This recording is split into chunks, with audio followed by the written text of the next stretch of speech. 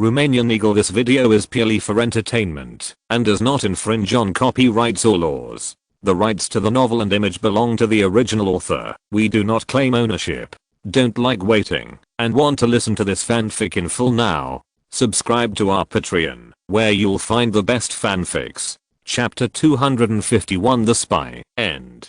You mean you need a little more money? In the embassy, Ambassador Baslab asked the Counselor Masnow in front of him, point facing the ambassador's question. Counselor Masnow stated his plan. Yes, our goal has been moved. At present, we need to find a villa to be used as a clubhouse. We also need to find a group of beautiful girls to hook our big fish. Point. This is also the main reason why Counselor Masnow let Hulk postpone for a period of time. Only when he is hooked can he prepare for the next layout. Point. Well then, I'll give you 100,000 lei. Make sure that he falls into our hands and works for us. Hearing the words of Ambassador Baslab, Counselor Masnow replied confidently, no problem. Point. Then go. Do it. Point. Counselor Masnow received funds from Ambassador Baslab and immediately started looking for a villa as a location, let alone finding a satisfactory location for him, or 3-story garden villa in the eastern suburbs of the city. Leia's price for a 3-month lease. Then he looked for a few good-looking ladies and ladies from the Orioles.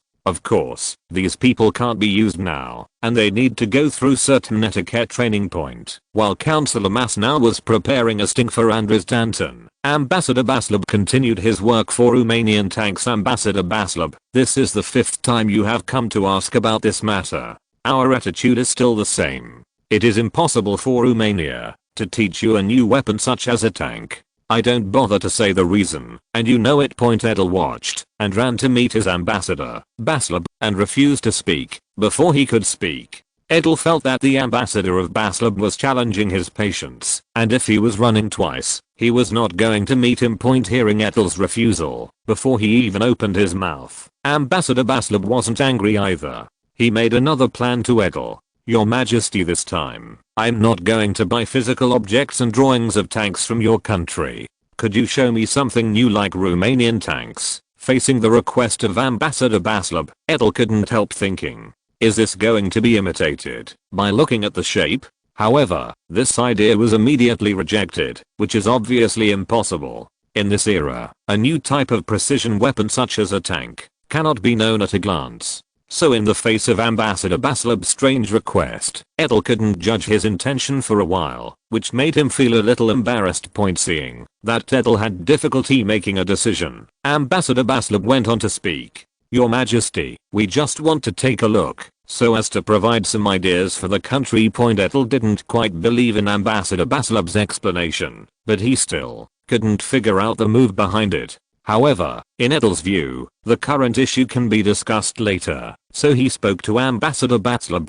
Mr. Ambassador, I can't give you an answer to your request at the moment. Can you watch it for a few days? For Ambassador Baslab, who asked for others, there was no condition to reject him on the spot. In his opinion, this was a good result, so he replied to Edel's answer. No problem, I'm willing to wait for your Majesty's news. In fact, Ambassador Baslab does have his own purpose, and it is indeed one of his purposes to observe the real thing like a tank at close range. But this is not his main purpose. He mainly wants to see if any of the Romanian tank troops have returned from studying in Germany. He intends to start from this aspect. It was Edel who forced Baslab to use this method. After Romania repeatedly refused to provide physical objects and drawings, he thought of the last shooting coordinator incident that was fake and sent, but this time it was replaced by the real one. Point. Of course, it is best to steal the technology first, or steal the design drawings, or find a designer. However, the blueprints of these new weapons are not so easy to steal. These are all under heavy protection, and Ambassador Baslab does not have the ability to do it. As for finding a designer, this is also impossible in the eyes of Ambassador Baslab. No designer will give an answer when someone asks about the weapon design, and crucially, they don't yet know who designed the Romanian tank. The trio's design of the tank is still under wraps, so he can only hope that when observing Romanian tanks, there are Romanian officers who have returned from studying in Germany to serve in their troops. However, this would be a matter for the military attaché, and it was impossible for him to know every Romanian officer who went to Germany for training.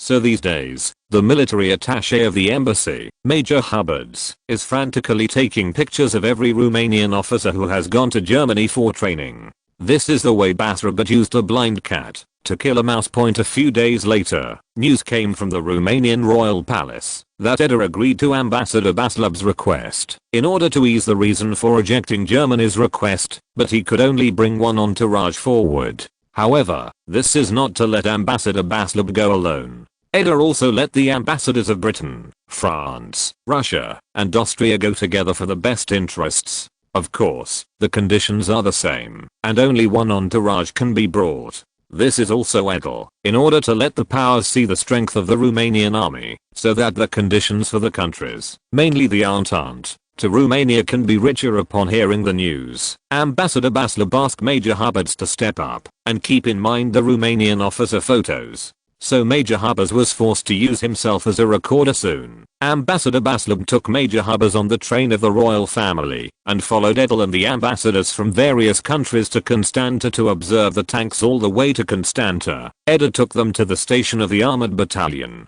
At the gate of the camp, Lieutenant Colonel Hoffman led the officers to greet Edel's arrival. Hoffman didn't know that he was greeted by an officer this time, which made Ambassador Baslub and Major Hubbards, who were with Edel, burst into laughter. The welcome ceremony in just a few minutes will allow Major Hubbards to recognize at least 3 officers trained in Germany. Whether there was more, Major Hubbards wasn't sure. Because of the photos of this era, he was not sure about the officers who looked alike. Edel, who was completely unaware that Ambassador Baslub's goal had already been fulfilled for the most part, also made a lot of arrangements for this inspection of the armored battalion. For example, there is only one company of the tank unveiled this time, and only one company of the wheeled armored vehicle. Moreover, this time the armored battalion was only practicing simple tactics, and it was only the content of the tank's attack and breakthrough. As for other drills, of course, it will not be carried out in public. As for whether countries will leak the secret after observing, Edel thinks it is unlikely. Because the Renault 17 tank will appear in a few months, the Romanian Explorer tank will not be much better than the Renault 17. And it is also very difficult for the foreign powers to recognize the strength of Romanian weapons, so this possibility is too small. Therefore, it is better to take it out generously and improve the recognition of Romania's military strength by a few powers, so as to increase the bargaining chip for future negotiations. So under the attention of ambassadors and entourage attachés from various countries, Hoffman asked his tanks to demonstrate the use of tanks in war. Although Britain has used it in its Somme, these performances still shook the ambassadors and military attachés a little. So much so that British Ambassador Richard Mann sent a report to the country. After visiting Romania's tank drills, Romania's military strength is much better than we thought. In the drills of its tanks, I think Romania has become very proficient with this new weapon, and its use is no less than our time.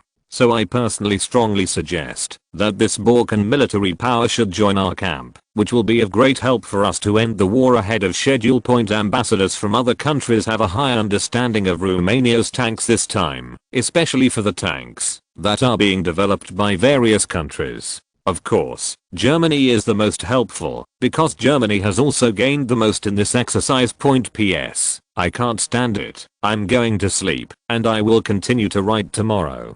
Please remember this book's first domain name. Mobile version reading website, chapter 252 av type 7 tank. After watching the tanks drill, Ambassador Baslub asked about Major Hubbard in private. Are you sure? In the face of the ambassador's inquiry, Major Hubbard knew that whether he could obtain the technology of the new tank weapon was related to the impact of the German war situation. After all, Germany does not have a good way to deal with this new weapon now, so starting from Romania will speed up their research and development ideas for tanks, and strive to come up with tanks to compete with Britain as soon as possible. Obviously I don't know yet.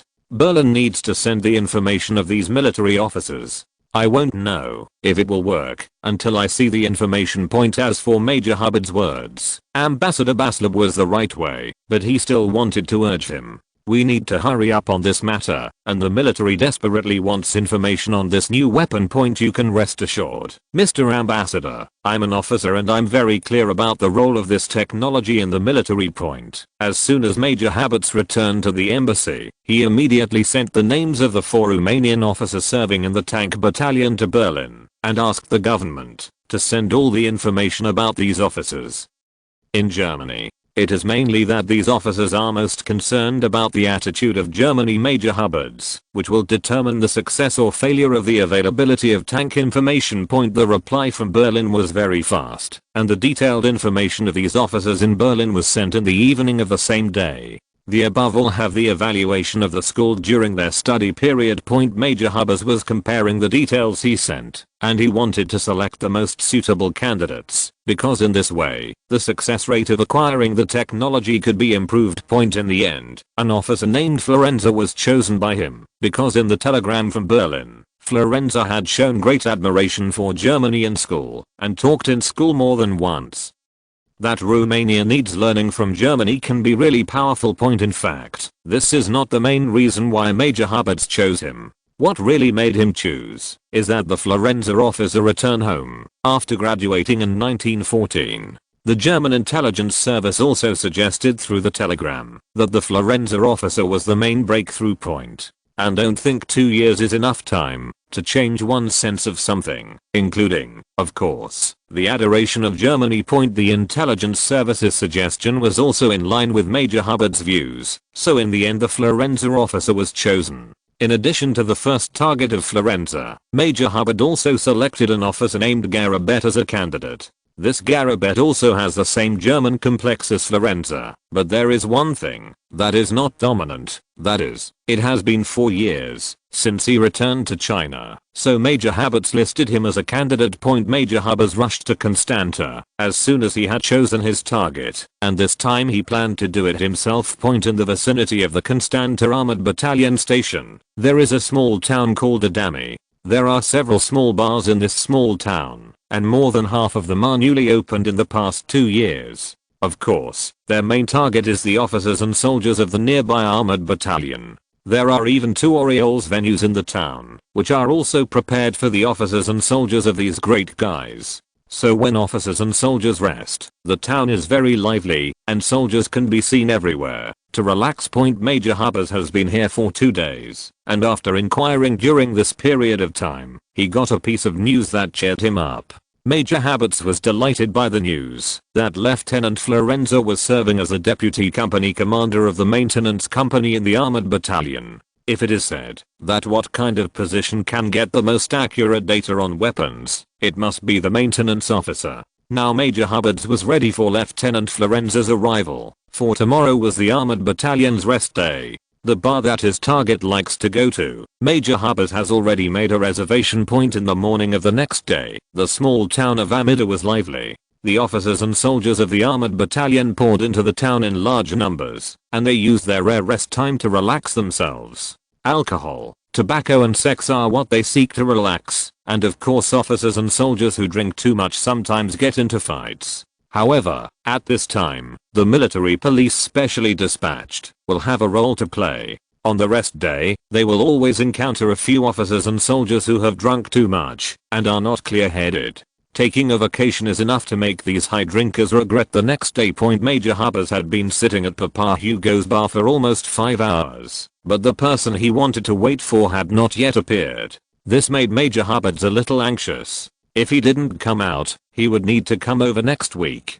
Fortunately, Major Habets' prayer was heard by God, and in the afternoon Lieutenant Florenza finally showed up. Lieutenant Florenza has been very busy with work recently, and even on days off, he has to finish his work before he can go out to rest. Because he is one of the few all-round technical officers in the armored battalion, he can repair both wheeled armored vehicles and tanks with ease, so he has always been so busy. Same thing today, wearing clothes that smell like oil. The fact that none of his clothes did not have a pungent oily smell made Lieutenant Florenza impatient.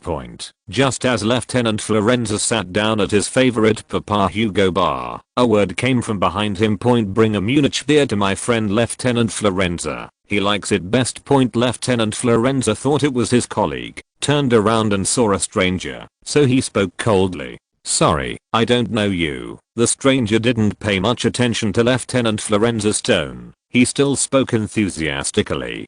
Don't we just know each other? Let me introduce myself. I'm a friend of your teacher Birdman, and my name is Hubbards. Lieutenant Florenza's tone was softened by Major Hubbard's words. What do you have to do with me? Major Hubbards explained. It's nothing. I'm here to buy some supplies and bring them back to China. I happen to be in Constanta. I heard your name, so I want to get acquainted. The look of Lieutenant Florenza that you continue to make up makes Major Hubbards unable to speak. Seeing that Major Hubbard was not speaking, Lieutenant Florenza said it casually. Do you know how many peeps our armored battalion has caught recently? Lieutenant Florenza answered immediately. A total of 6 arrests were made during this period, which is more than the previous year. Seeing Lieutenant Florenza's teasing eyes, Major Hubbards decided not to pretend. Well, I'll tell the truth. My name is indeed Habers, and I'm currently a military attaché at the German embassy. Bodnieman is indeed my good friend. I came here mainly to find out something from you. You are willing to accept Germany's request. The words of Major Hubbard made Lieutenant Florenza think fiercely in his mind. Looking at the hesitant Lieutenant Florenza, it was time for Major Hubbard to add. Rest assured, we will not use what we get from you to endanger your motherland. I swear in the name of God. Major Hubbard's last words allowed Lieutenant Florenza to finally make a decision. He glanced at what Major Hubbards told him. Let's talk somewhere else. Then the two found a private room. At this time Lieutenant Florenza spoke. Mr. Hubbards, you want me to see your papers first? No problem. Lieutenant Florenza questioned Major Hubbards after examining the officer's ID card and diplomatic documents that he was carrying. What do you need to know? The election of Major Hubbard is the most urgent for Germany so far. We need the structure of the chassis, the configuration of the engine, the layout of the weapons, and the structure of your turret.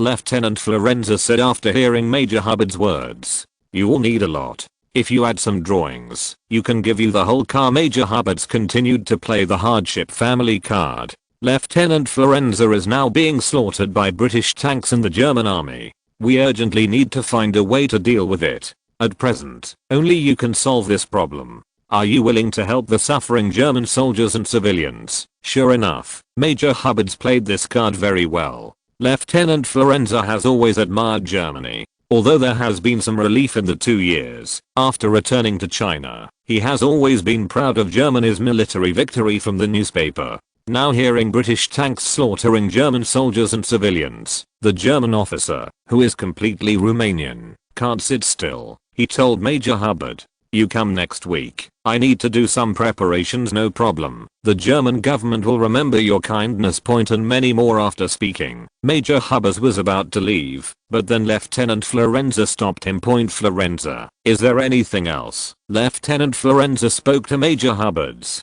This is the first time I help you, and the last time. We have no chance next time. Major Hubbards replied without heeding what Lieutenant Florenza said. No problem. Major Hubbards had seen too many such situations, and as long as it happened the first time, it would be much easier to deal with later. A week later, Major Hubbards got the drawings he needed from Lieutenant Florenza, so he returned to the embassy overnight and arranged for a special person to be responsible for sending it back to Berlin. The drawings were sent to engineer Joseph Vollmer, who was developing the German tank. Joseph Vollmer was surprised by the technology of Romanian tanks. To this end, he substantially modified his design based on Romanian drawings, and on January 28, 1917, the first German tank was developed. This tank is still named AV-7 tank by Germany, but compared with the previous life, this tank is not a 32-ton monster, but an 18-ton excellent tank. Relatively speaking, relying on Romanian drawings, this AV-7 tank has a strong Romanian origin.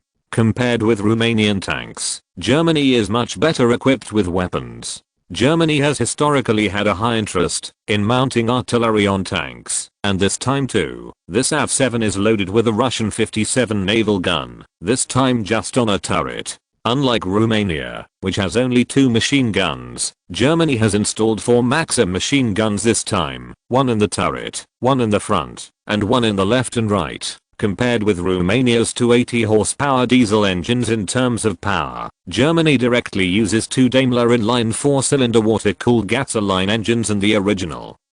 History, with a maximum power of 100 horsepower. This gives it a speed of 15 km per hour on the battlefield and 25 km per hour on the road. The AV7 in history is not its opponent at all, and the German military is quite satisfied with it. The German government has not forgotten the heroes of this incident, Ambassador Baslober and Major Haberts, who were awarded the Second Order of the Red Eagle respectively to express their achievements. In the eyes of the German government, the merits of the two men are sufficient to meet this standard. The two people who were awarded the medal were of course very excited, and another embassy official, Councillor Masnow, was not envious either, because his big fish was about to be caught. PS. Mantow is updated today. Book Friends will give it a monthly ticket as a reward. If you give more today, Mantow will not be updated regularly to reward everyone. There is another chapter in the evening, and 4 updates today.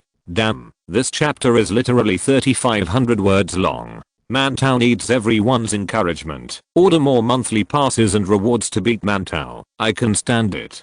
Please remember this book's first domain name. Mobile version reading website, chapter 253 Andiki Dandan, part 1. In fact, the preparations of Councillor Masino lasted for half a month, and the main time spent was on these ladies and celebrities. Because he knew that, if he was not ready, it was impossible to catch the counselor of the Russian embassy. After seeing that the preparations were similar, he asked Boltz to contact Anders Danton. Today Andiki Danton is doing nothing in the office. After all, the embassy doesn't have to purchase items every day, so he doesn't have much time when he is busy. Andich Danton picked up Madame Stairs Delphine again and read it. He had a great love for the works of this French 19th century romantic.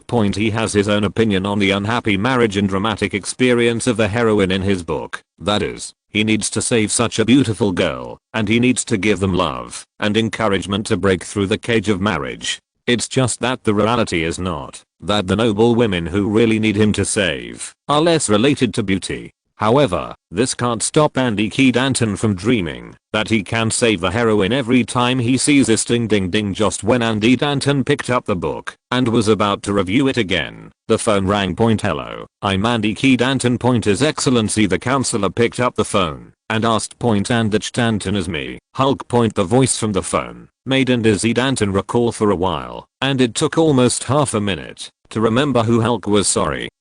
It's been a long time. I've been so busy lately that I can't remember. Hahaha. Andiki Danton said at the end, hiding his embarrassment with laughter. Hulk, who was on the other side of the receiver, was better at speaking. It doesn't matter if it's me, it's the same. After all, we are all busy. Who can't remember a person who has only met once? Thank you for your understanding. Is there anything wrong with Mr. Hulk's call this time? Remember what I said before I left? Andiki Danton said immediately when he heard it. Of course I remember. Now that you have time, I can take you there today. Maybe I'm free today. Well, we'll meet at Marjorie's on Dofton Street and I can take you there. Andich Danton put down the phone and called for a guard. I'm going out in a while. You follow me. Okay, Your Excellency. Councillor Andiki Danton would not be too reassured about the friend he met for the first time. After all, 30,000 lei was not a small sum, so it would be best to bring an escort himself. Then Andiki Danton took his escort to Marjorie's coffee shop on Dofton Street, where he met Hulk,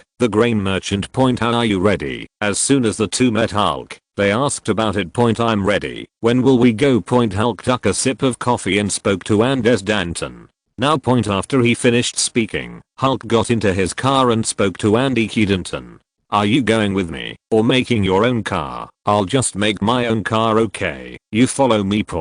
After he finished speaking, Hulk drove the car to guide in front. The two of them drove all the way to the suburbs in the east of the city and stopped in front of a 3-story garden villa building.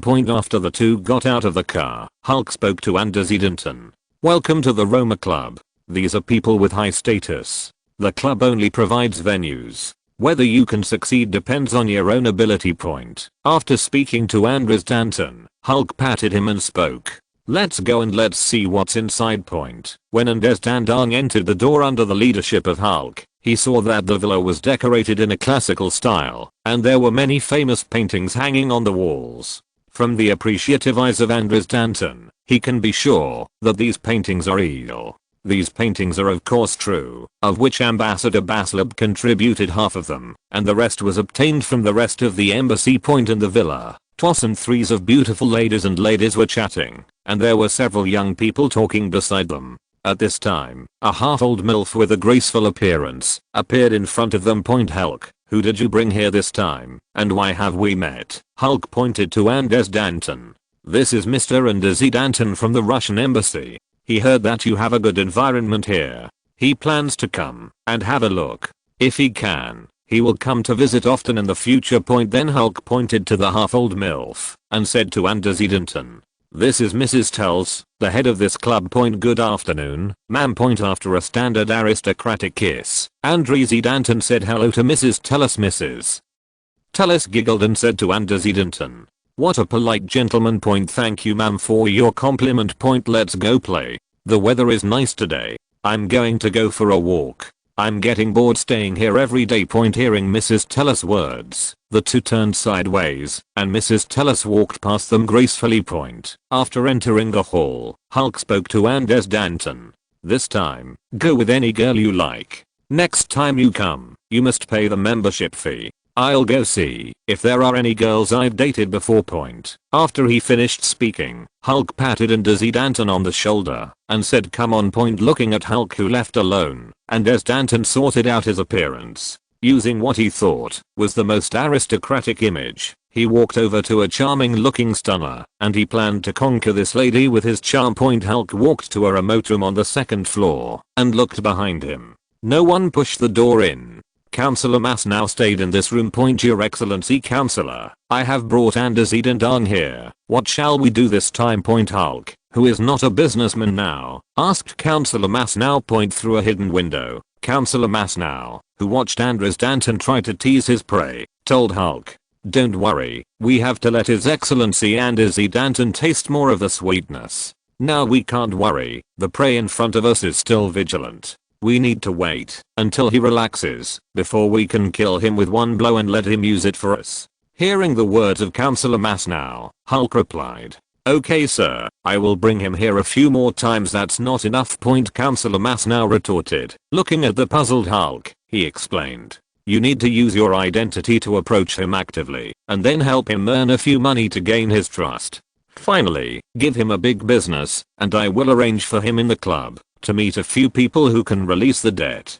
Do you know what to do next? I will disappear. Councillor Masnow is still very satisfied with Hulk. Bolts, savvy. Do it if you know it. After sending off Hulk, Councillor Masnow looked at Andries Danton in the hall and said to himself, between ruin and working for us, what would you choose, Mr. Andries Danton? P.S. I can't bear it anymore. I'm ready to go to sleep. Steam buns are updated today, breaking their own historical record. Where is the ticket reward? Please remember this book's first domain name. Mobile version reading website, chapter 254 and Iki Dandang, middle, 2-in-1. Hulk waited until the lights were on before leaving the club with Andries Danton. This time, Andries Danton took the initiative to get into Hulk's car. Hulk, I've been in Bucharest for a year. I didn't expect such a good place. Andries Danton sat in the co-pilot and said to Hulk. It could be seen that Andries Danton was very satisfied here. Hulk chatted while driving. How was your conversation with that girl? In the face of Hulk's inquiry, Andries Danton said proudly, as you should have seen how much fun I had with Iritina. We have made an appointment to meet tomorrow. Then Andries Danton asked him, should I bring her a present next time we meet? Hearing Andries Danton's question, Hulk moved in his heart, remembering the words of Councillor Masnow, and agitated. Of course you should bring some gifts, but two ordinary gifts can't impress these ladies and gentlemen. Hulk's words were very agreeable to Andries Danton. You're right, so I'm going to the jewelry store to see what's worthy of my Iritina. Hulk watched silently for the next few days as Andries Danton spent money on Iritina like water. On this day, Andries Danton sat in Hulk's car again. After feeling almost the same, Hulk asked carefully. Dandang, I recently made a business. Are you interested in investing? Andries Danton, who was feeling some financial pressure recently, became interested. Doing what? Hulk said it casually. It's just to buy food.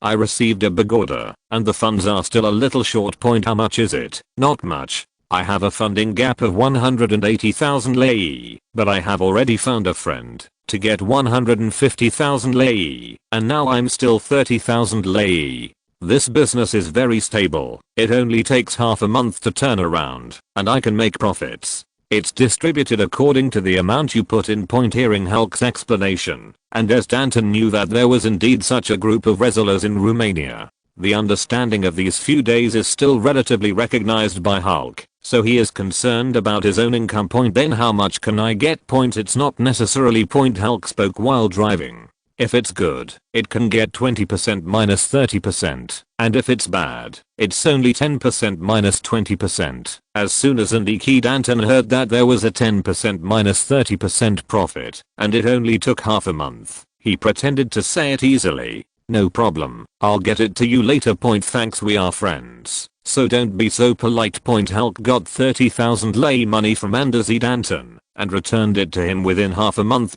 Thank you for your help. I made a lot of money this time. Hulk said when he handed Danton a paper bag containing 38,000 lei. Danton opened the paper bag and glanced at it. Seeing a lot of extra money, an idea came into his mind. You're welcome. We are friends. He pulled Hulk to continue. Next time you have a chance like this, you must call me. Hulk looked at Danton and asked, do you want to participate in this kind of business? Yes, Hulk said with an expression of consideration for him. You have to think about it. This business sometimes loses money. Danton patted his chest and said, I can handle it. Alright then, I'll find you if I need it. So next, Hulk took money from Danton several times, the most one time taking 160,000 lei, and the money was returned to him according to the agreed time. Danton also used the profits from Hulk to attack several long cherished targets at the club, and he also met several people in the club and even borrowed 30,000 lei from one of them when Hulk took 160,000 lei at most. Once. Seeing that Danton was having more and more fun in it, Councillor Massino's net began to close. In a room of the club, clothes were thrown everywhere on the ground, and a pair of naked men and women were lying on the bed. At this time, the phone by the bed rang, and the man who was awakened by the ringing of the phone answered the phone and asked, hello, I'm Danton. This man was Danton. Danton, it's me, Hulk. Do you have time now? I've received a big deal. I'm at the club. Come here. The conversation between the two woke up the sleeping lady next to her, who opened her eyes and asked, who is it? Danton. Baby, my business partner. While talking, Danton touched the woman's roundness, which made the woman squeak and laugh. The woman showed her temptation and whispered to Danton in her ear, we may still have time. The tempted Danton threw him down.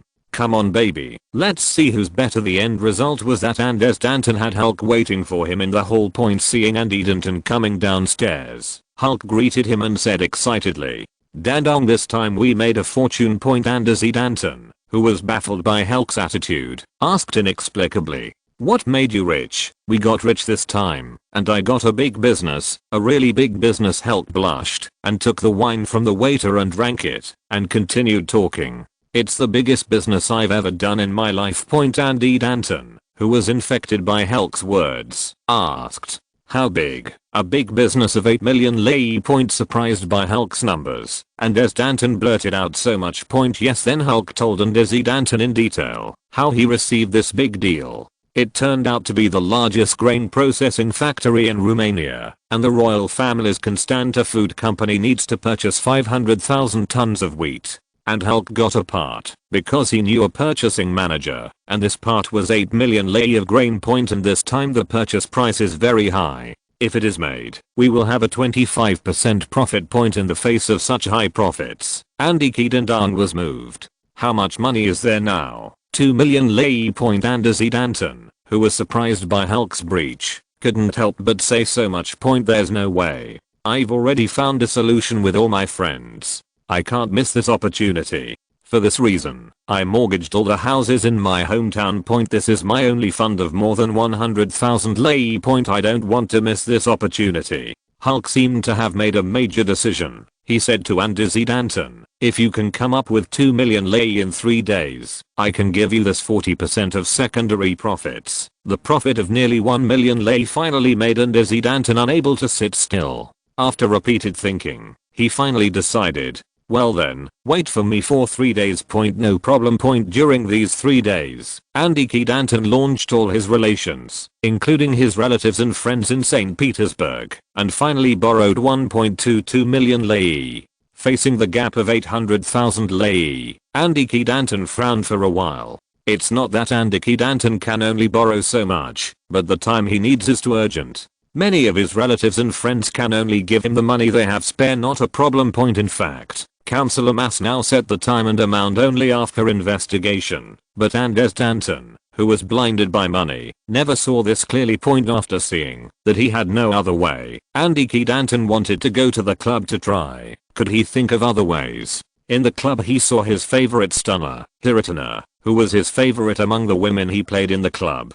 Because Hiritina was able to fulfill his many wishes, even with other women, Andizzy Danton was most satisfied with her. Hiritina asked, when she saw Andizzy Danton walking in with a sad face, dear, what's the matter with you? Andizzy Danton sat beside her and said, I've recently taken on a big business, and I'm a little short of funds. Hiritina took 2 glasses of wine from the passing waiter, and handed it to Andizzy Danton.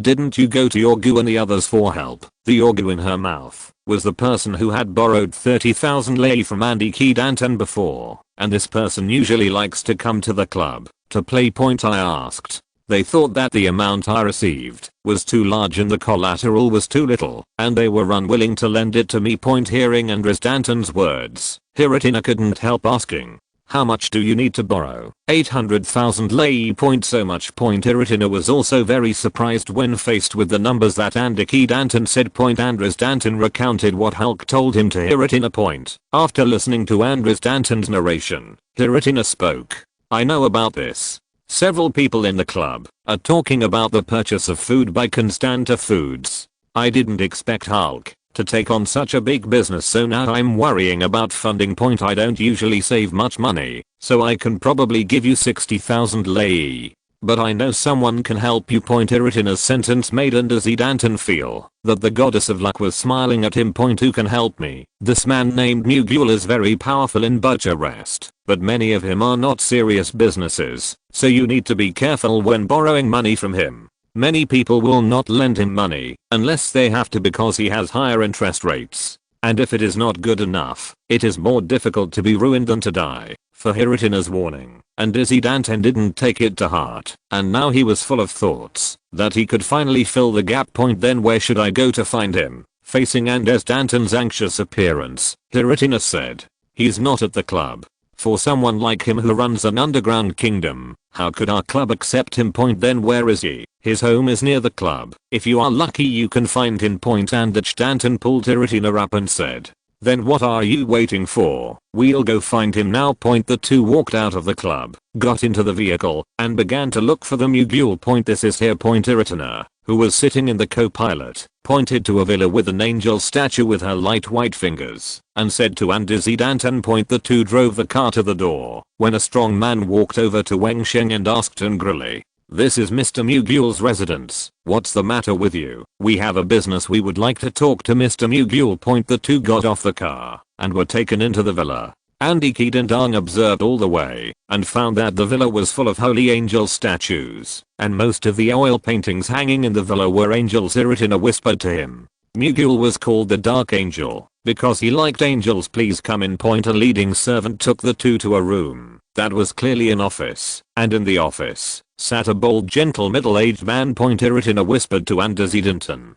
He's Mugul. This Mr. Mugul didn't look like someone who ran an underground kingdom at all. He said that he was a professor, and Andizzy Danton also believed it, but the next conversation convinced him. I heard that the two of you are looking for me. I don't know if there is anything I can do for you. Hiritina glanced at Andizzy Danton and gestured to say something. I want to borrow some money. Facing Andizzy Danton's words, Mugul laughed. That's fine, but do you know the rules? Without waiting for Andizzy Danton to answer, Hiritina spoke first. We know the rules. The monthly interest is 10%, and if you don't pay more, you will get paid. Clap clap clap. Miguel clapped his palms a few times and said with a smile, since you know the rules, how much do you need to borrow? I need to borrow 800,000 lei for 1 month. At this time, a subordinate handed Miguel a document. He glanced at the document and told Antecedenten, no problem, Your Excellency Counselor, I believe that your family and friends can pay back the money. After he finished speaking, he said to his subordinates, prepare 800,000 lei for His Excellency the Counselor. Continue to speak to Antecedenten. You just need the counselor, sign your name on it, and you can get the money. After he finished speaking, he handed a contract to Antecedenten.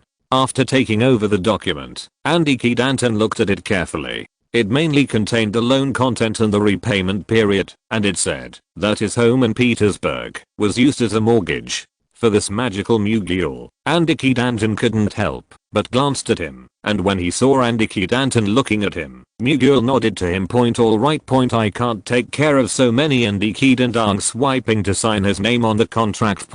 After taking over the contract, Miguel asked one of his men to hand Antecedenten a suitcase. The money is all here. 800,000 lei is a lot. After Antecedenten checked, he left with it in a. Antecedenten, who got the money, immediately called Hulk, and the two met at the club. This is the money I have prepared. Antecedenten pointed to the large suitcase under his feet and told Hulk, it's alright, we can continue this business. Hulk reached for the suitcase and was grabbed by Antecedenten.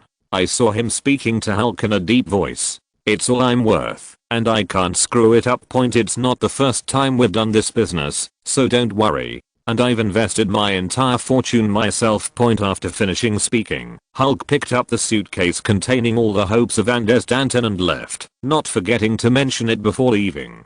Wait for my good news. Chapter 255 Antecedenten, Part 2. Hulk took 2 million lei and never returned, leaving only Antecedenten, who did not know it, to wait. In fact, in the half month after Hulk got the money, Antecedenten felt that something was wrong. When he had not been in contact with him. He hurriedly asked quietly in the club who knew where Hulk was, but there was no news. After waiting until the deadline of a month, Antecedenten basically knew that he was finished, and the money he borrowed from relatives, friends, and loan sharks was all deceived by the bastard Hulk. At this time, Antecedenten planned to return to St. Petersburg before trying to find a waypoint, but when he was buying tickets at the train station, he was blocked. A person he least wanted to see now appeared in front of him. Mr. Dandan, are you going on vacation? Miguel, wearing a black coat and top hat, appeared before him with two strong men. It's something to do. Antecedenten explained to Miguel with a pale face. Miguel spread his hands and said in a gentle tone, I'm sorry, you can't go anywhere now. We still have 3 days to repay the loan, and you still have time. As for now, Mr. Counselor, I suggest you go back to the embassy to find a way. After Miguel finished speaking, his two men rudely took Antecedenten over with a salute and took Mr. Counselor into the car. By the way, the car drove along the road all the way to the Russian embassy, where Miguel spoke to Antecedenten.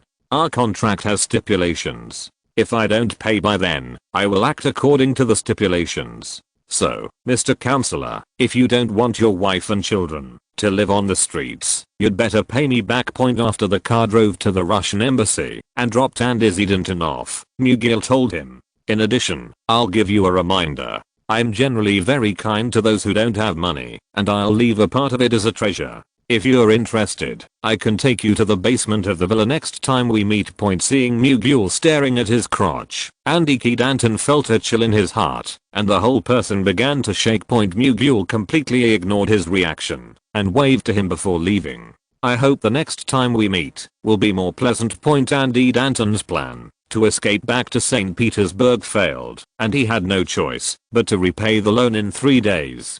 To this end, he sent telegrams to relatives and friends in St. Petersburg, but because he had only borrowed them, he did not gain much. I feel like I can't do anything about it. Antecedenten decided to go to the club to relieve the boredom. As soon as I walked into the club hall, I saw Hiratina walking over. I heard that you were deceived by Hulk, and now I can't find his person. Hearing Hiratina's words, and Izzy Danton suddenly ignited hope.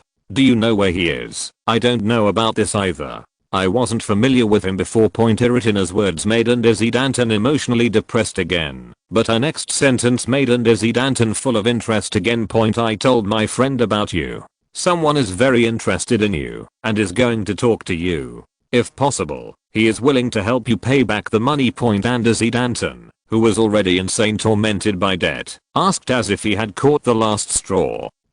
Is this true? Where is he? I have no other way to pay the debt now. So far Andy Danton didn't know that he was designed and thought he was just cheated of money. Seeing Andy Danton's expression, Hiratina looked at him with a complicated look and said, "He's in a reception room on the second floor. I'll take you there."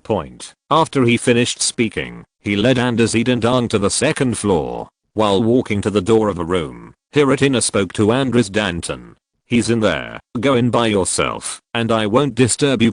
Looking at Hiratina, who was leaving, Anders Danton pushed the door and walked in. He saw a middle-aged man in his 40s, bald and wearing a black suit, in the room. The middle-aged man extended his hand to Anders Danton with great interest.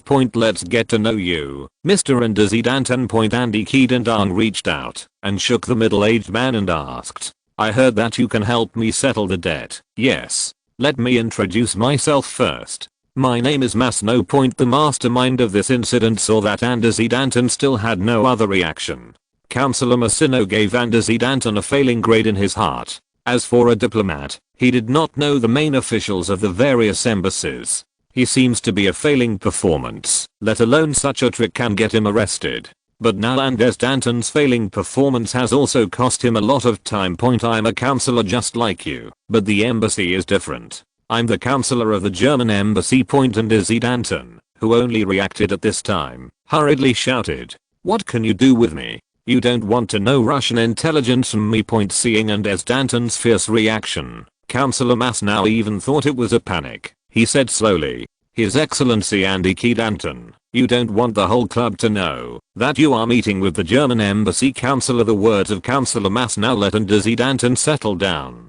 Seeing Anders Danton's performance made Councillor Masnow more confident about developing it into a spy. So he continued, "Mr. Anders Danton, we are not interested in getting Russian information from you, because your level is too low, and it is not very helpful to us." The words of Councillor Masnow made Anders Danton puzzled. "So what do you want?" Councillor Masnow said in a daze. "I heard that your ambassador, Firilovsky, and the British and French ambassadors are in secret talks with Romania. We need to know the content." Hearing the words of Councillor Masnow, Anders Danton said it immediately. "This is impossible. I can't get involved in this work at all. This is all done by Ambassador Firilovsky himself. No one in our embassy can spy on it except the ambassador himself." Hearing Anders Danton's words, Councillor Massino frowned involuntarily. It seems that the secret talk is a very serious matter. Even the second person in the embassy can't get in touch. Only the ambassador knows it. However, Councillor Masnow was unwilling to give up on this, and he continued to speak to Anders Danton. "At present, only by helping us inquire about this matter can we get enough payment to repay the debt."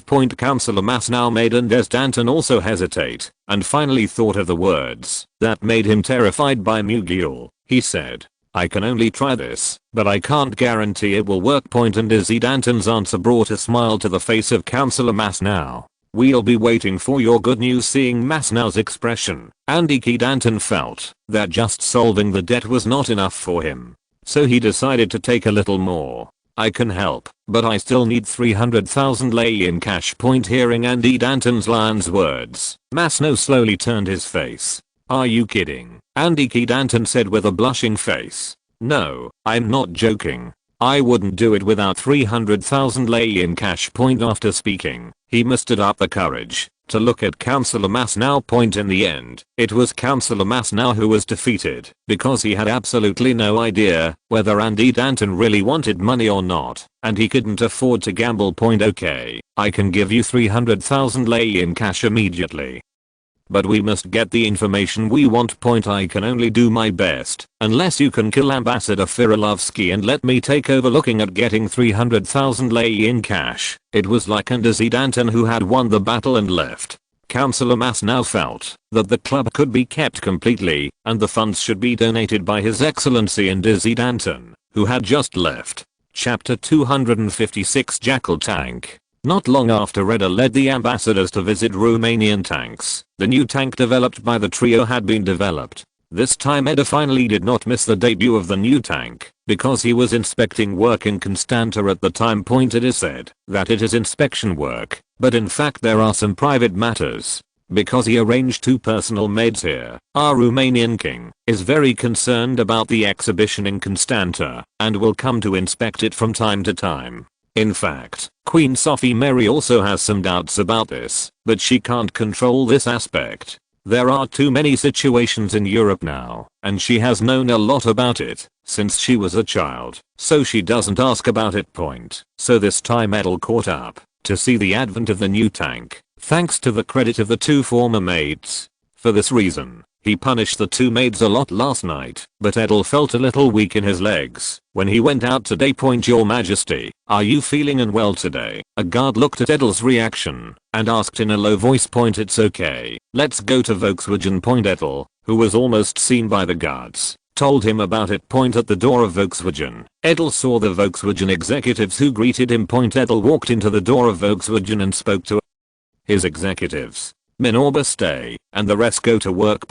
After watching other VW management leave, Edel spoke to General Manager Minoba, who followed behind him. The performance of Volkswagen has not been good recently. You need to think more about it. Edel said the situation. General Manager Minoba also knows, as the most famous company in Romania, Volkswagen has not had a good time recently. Its output has dropped from an annual output of 100,000 cars before the outbreak of World War I to about 50,000 cars now. Among them, although the main reason for the Ottoman closure of the Black Sea Strait, the management of Volkswagen also has a certain responsibility. Because Volkswagen's current best-selling products are still products from 10 years ago, it is not an exaggeration to say that they are not aggressive. Your Majesty, we haven't done a good job in the past few years. Minoba, who knew what Edel meant, didn't make excuses for himself, because he knew he would be in a worse position if he did. So have you figured out a solution now? In the face of Edel's inquiry, Minoba stated his plan. We have just launched a passenger car project. We think that the current T-type car has dominated the market for too long, and the T-type car has made many middle-class people unable to show the gap between themselves and the common people. So we intend to design a car that the middle class can be satisfied with. Besides, people also need to see new types of cars. Hearing that Volkswagen executives were still trying to deal with the current predicament, Edel didn't say anything. After all, he is not a practitioner in the automotive industry, and he does not have a thorough understanding of this industry, so he encouraged him. I hope you will give me a satisfactory result after the war is over. It will, Your Majesty. After a few chats with Minoba, Edel walked to the Volkswagen research department. The purpose of this time is to see the new tank, not to chat with the general manager of Volkswagen about the factory. However, if the Minoba can't continue to lead the public out of the predicament after the war, Edel thinks it is time to change. When Edel arrived at the research department, the trio and Lieutenant Colonel Hoffman were here waiting for the arrival of His Majesty the King. I have seen Your Majesty. Facing the salutes from Hoffman and the 3 designers, Edel stopped. Keep being so polite. Take me to see the new tank.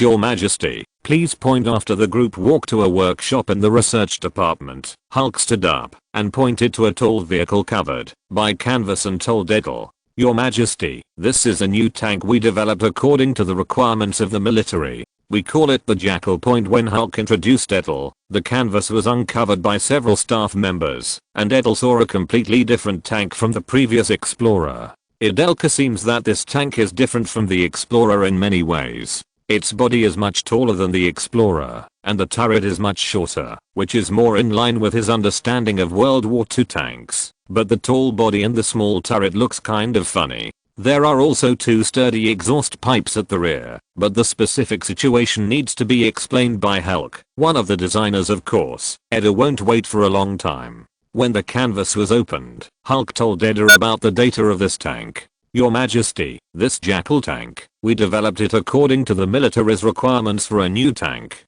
During this period, it was mainly supported by the new technology of the Ploiesti mechanical plant to make this tank so perfect." Hulk's bragging about the new tank made Edel a little curious. But Hulk wouldn't let Edel wait any longer. "Your Majesty, the hull of our new Jackal tank is 13 centimeters higher than the Explorer, mainly because the hull is equipped with an independent cylindrical coil spring suspension system." Hulk explained to Edel, pointing to the cylindrical steel structure and its coiled springs that were exposed outside the tank. "The installation of this independent suspension system has a great effect on the new tank. It helps the tank to improve the ride experience of the tank crew. But the cost is that the body is raised by 38 centimeters, and this suspension system can reduce the tank's driving failure rate in the current tank." After talking about the suspension system, Hulk talked about other differences. "At the same time, we put the diesel engine and the driving wheel as the power behind, which makes the thrust of the tank stronger. However, its climbing ability has been reduced, so we took the initiative to add a large auxiliary wheel in front to solve this problem." After showing off these expertise, Hulk talked about the main data of the tank. "Now this Jackal tank is 5.8 meters long, 2.3 meters wide, and 3.38 meters high. The front sloping armor of the hull is 30 millimeters, the side armor is 20 millimeters, and the tail is 15 millimeters. The frontal armor of the turret is 35 millimeters, and the side armor is 35 millimeters, 25 millimeters. 15 millimeters at the tail point." After talking about the armored defense of the tank, Hulk talked about the configuration of the tank. The Jackal tank is equipped with a 45mm short-barreled gun on the front of the turret, and there is a companion machine gun next to the gun, which can provide fire suppression and artillery firing guidance. Hulk glanced at Lieutenant Colonel Hoffman and continued, "According to the use of the army and the use of the British on the battlefield, we have improved the machine gun configuration of the hull. At present, a machine gun is installed in the front of the hull for the driver to use, and there is a machine gun on each side of the hull. This allows there are 4 machine guns in use. Due to the strengthening of the armor and the replacement of the artillery, our Jackal tank now weighs 19.5 tons, which makes it a little less." Hearing that Hoker's tank was lowered, Edel couldn't help asking, "How much lower?" "Now the road mobility is reduced to 25 kilometers. The battlefield complex terrain is reduced to 17 kilometers. The climbing ability is 40 degrees, and the width of the trenches is 2.1 meters. However, because of the use of many excellent technologies, the vehicle failure rate is higher than the Explorer, 3040% lower." After listening to Hoker's detailed description, Ed realized that the excellent capabilities of this tank could be used by Romania in the 1920s. However, the price of such a tank is definitely not cheap, so he asked Hulk, "What is the large-scale cost of this tank?" When Hulk heard Edel's words, he couldn't help asking curiously, "Your Majesty, can I ask how big it is?" The other two and Lieutenant Colonel Hoffman craned their necks, waiting for His Majesty the King to uncover the answer. 300 or 400 cars. Edel gave an answer that satisfied everyone.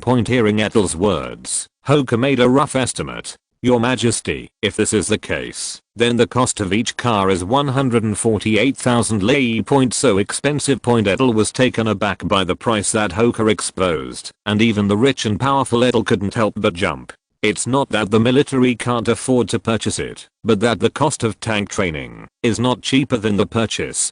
These two items together cost over 100 million lei.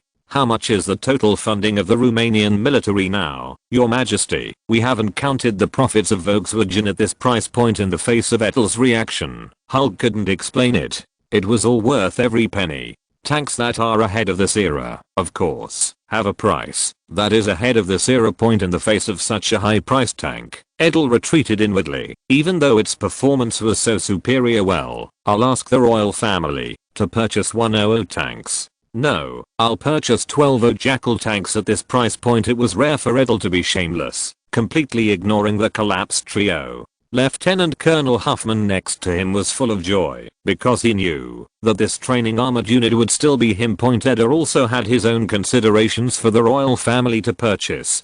If the military purchases it, it is estimated that Admiral Pilishin will go to his office to cry in poverty again. It's better to purchase these equipment in the name of the royal family. At that time, Edel will be able to control another trump card of the army. This is also very beneficial to the Romanian royal family. You must know that after the First World War, the republican system was popular in various countries. As a European, a stronghold of the monarchy, Edel felt he had to be prepared. Within a few days, Edel appointed Lieutenant Colonel Hoffmann as the acting deputy brigade commander of the newly formed Royal Armoured Brigade. However, the military executives all know that this is just a trick for Edel to solve the low rank of Lieutenant Colonel Hoffmann. Who doesn't know that Captain Karis can't command the military, let alone command the armored troops? It is estimated that he doesn't even know how to drive a tank. The military also raised both hands in favor of His Majesty the King directly pulling Lieutenant Colonel Hoffmann to the Royal Army, because the funds for these troops need to be provided by the royal family, and the use of them is of course the responsibility of the military. Can these armored troops be called to maintain law and order? Please remember this book's first domain name. Mobile version reading website. If you're listening to this novel on a channel other than Fanfic World, it means they downloaded and uploaded it without effort. We cordially invite you to visit our channel, Mundo Fanfic Novelos. There you'll find the original version of this story and you can explore many other novels of various genres. We're waiting for you to immerse yourself in a world of incredible novels. Chapter 257 Captain Music, Part 1. At the confluence of the Olt and Danube rivers, here is the town of Târnu, a city on the southern border of Romania. Because of its important geographical location, it was the station of the Roman army in ancient times, and now it is also the station of the 19th Division. Today is the rest day of the 19th Division. A large number of officers and soldiers have finished their nearly a week of heavy training, and plan to go out to relax. However, some people plan to continue the training, whether it is forced or voluntary, which has attracted a lot of laughter from the resting officers and soldiers. There's nothing happier than watching the hapless, if there is, twice in a row. In this time, when everyone was full of comfort, a group of neatly lined up, in training uniforms was running out of the barracks. The other officers and soldiers next to him were not surprised by this for a long time, and even joked. Soldiers of the 7th Company, I lost a pair of underpants in Mount Rum. Please help me find them. This sentence triggered a counterattack from someone in the 7th Company. You're welcome, as long as you wash your butt and wait for us. The rude conversation between the two made the soldiers watching the fun suddenly burst into laughter. Amid the laughter of these soldiers, Company 7 made its way to Mount Rum, the destination. The 7th Company is another name for the 7th Company of the 2nd Battalion, 2nd Battalion, 19th Division, 2nd Brigade, 19th Division. Rum Mountain, 5 kilometers away, is also a frequent location for military training. After running out of the camp, a soldier in the 3rd row of the 7th Company's formation complained to his comrades beside him. Delu, you and Os have cancelled their vacation for the 3rd time. How do you plan to compensate the big guy? The soldier's words made Delu next to him feel that the eyes of his teammates were not good. So he tried to explain. I don't want that either. Dos and I were chatting late last night because we could rest today, so this morning's gathering wasn't well dressed. Delu's words made his comrades even more dissatisfied.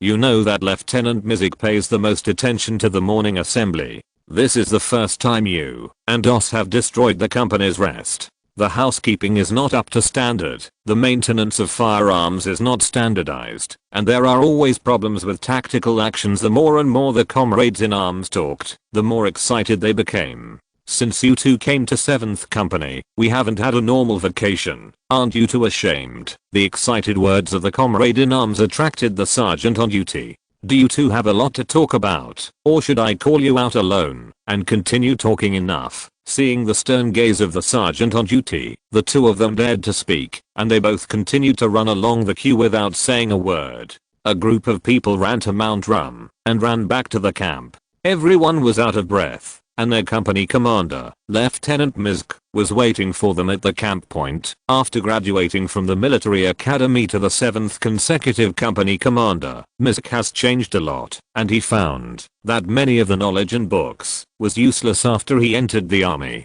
However, Mizik is very adaptable, and he has learned a lot of experience in leading troops from his colleagues. The soldiers never looked down on him as a military cadet who just came out. So far I respect him. All of these need his own efforts to change. After all, the army is about ability, and now he is one of the most dignified grassroots officers in the whole regiment. Looking at the soldiers of the 7th Company, they were so tired that they wanted to lie down, but they still stood upright. Only through the sweat on their undulating chests and foreheads, they could feel their exhaustion, and Mizik was very satisfied. After receiving the approval of Mizik, the officer on duty issued an order to the entire company. Disband and rest. Military skills training in 15 minutes. Following the order, the soldiers of the 7th Company slumped to the ground.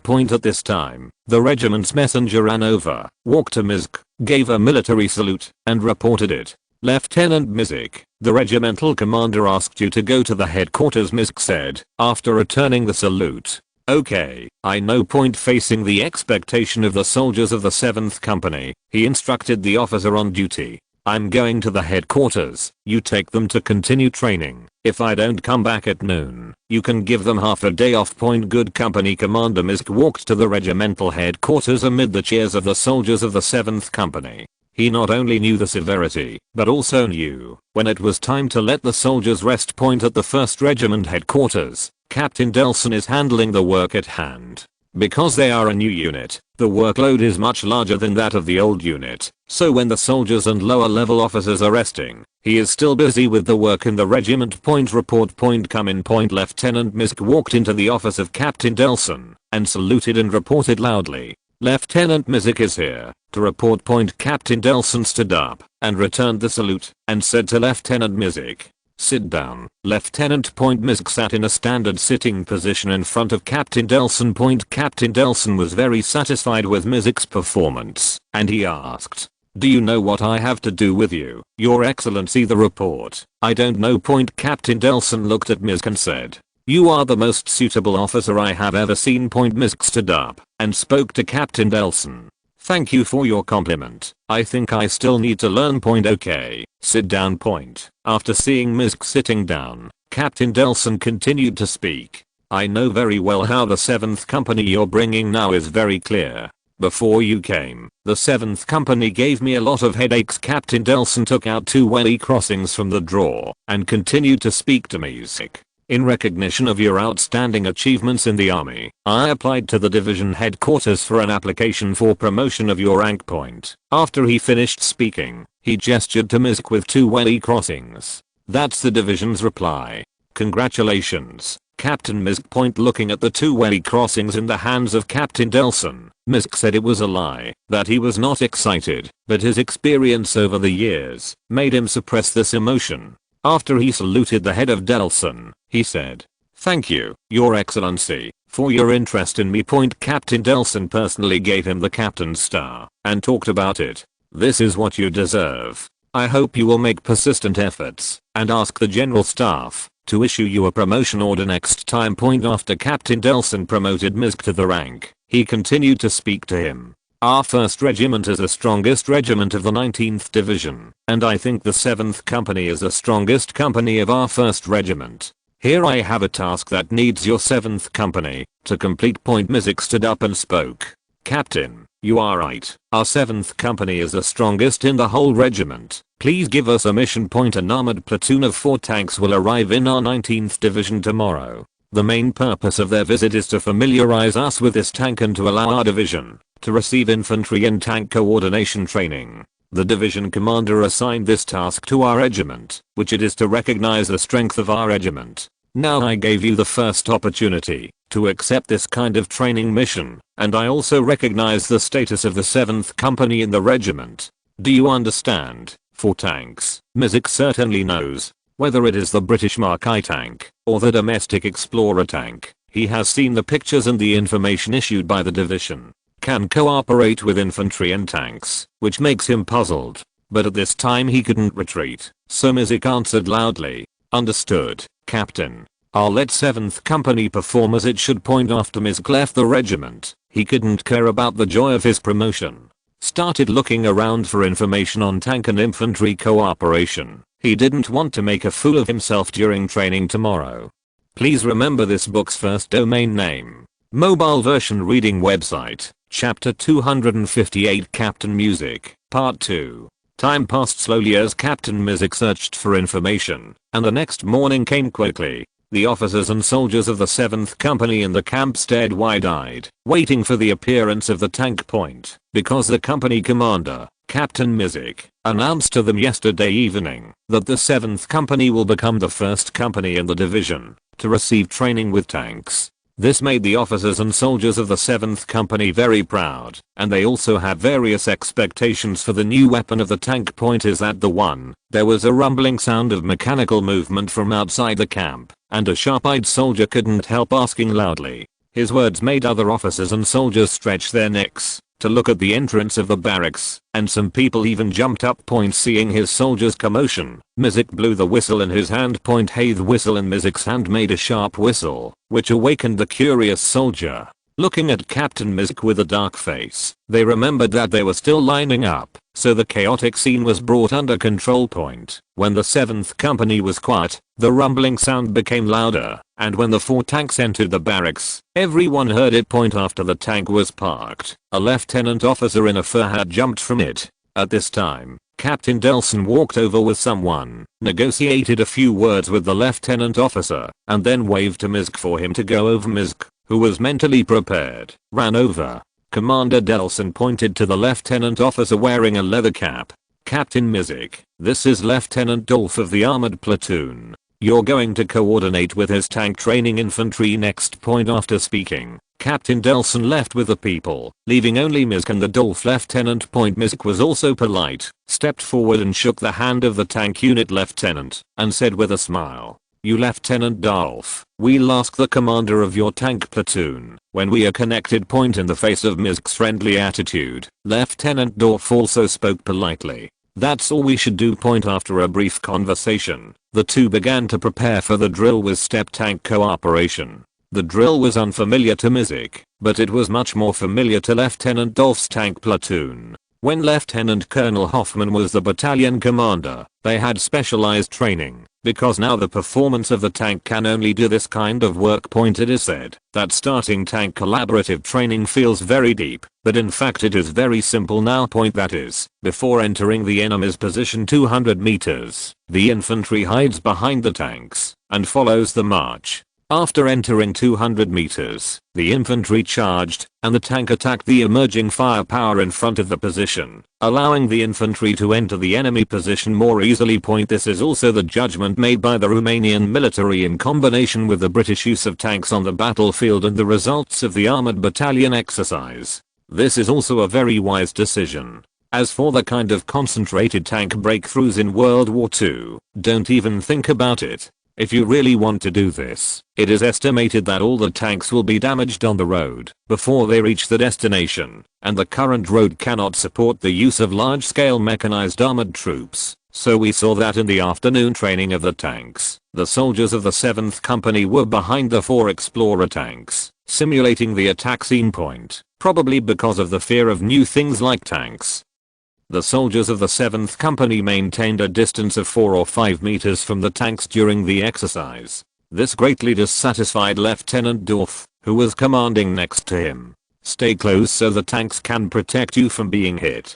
Don't worry, our tanks won't back down and overwhelm you." Point. But Lieutenant Dolph's words did not reduce the fear of the soldiers of the 7th Company. Music, who was trained with the soldiers, saw that this was not the way, so he took the lead and trotted towards the rear of the tank. Under the surprised eyes of the soldiers, he ran to a distance of 1 meter from the tank. He couldn't keep his eyes open from the strong exhaust spray, and Misk turned his head and shouted to his soldiers, "What are you afraid of? Come forward." Point. Seeing that his company commander dared to approach these steel monsters, some people ran to the tank 1 or 2 meters away. Like Music, people have a herd mentality, and I dare to see others dare to do so. So finally the soldiers of the 7th Company became bold and could follow the distance required by Lieutenant Dolph. Point. After the first step tank coordination training was completed, Misk's face was blackened by the exhaust fumes, as if he had just finished working in a coal mine. During the break, He took the orderly towel to wipe his appearance. When Lieutenant Dorf came over, "You are really brave." Lieutenant Dorf praised Mizik, who wiped his face. Mizik disapproved of Lieutenant Dorf's compliments. "It's nothing. Every Romanian officer can do it." No. No. Lieutenant Dorf said, while shaking his head.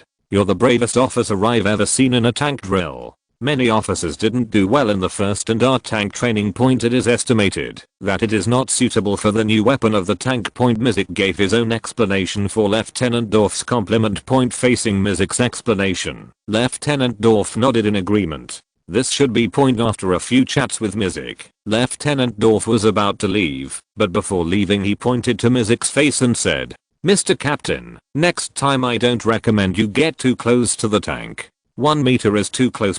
After understanding the meaning of Lieutenant Dorf's words, Mizik said with a smile, remembering his face blackened by exhaust fumes, "Next time I won't be this close to the tank, unless I'm shot straight in the head."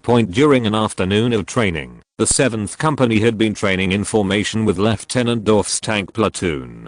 But the next day, they started training infantry to remove enemy strongholds with tank support.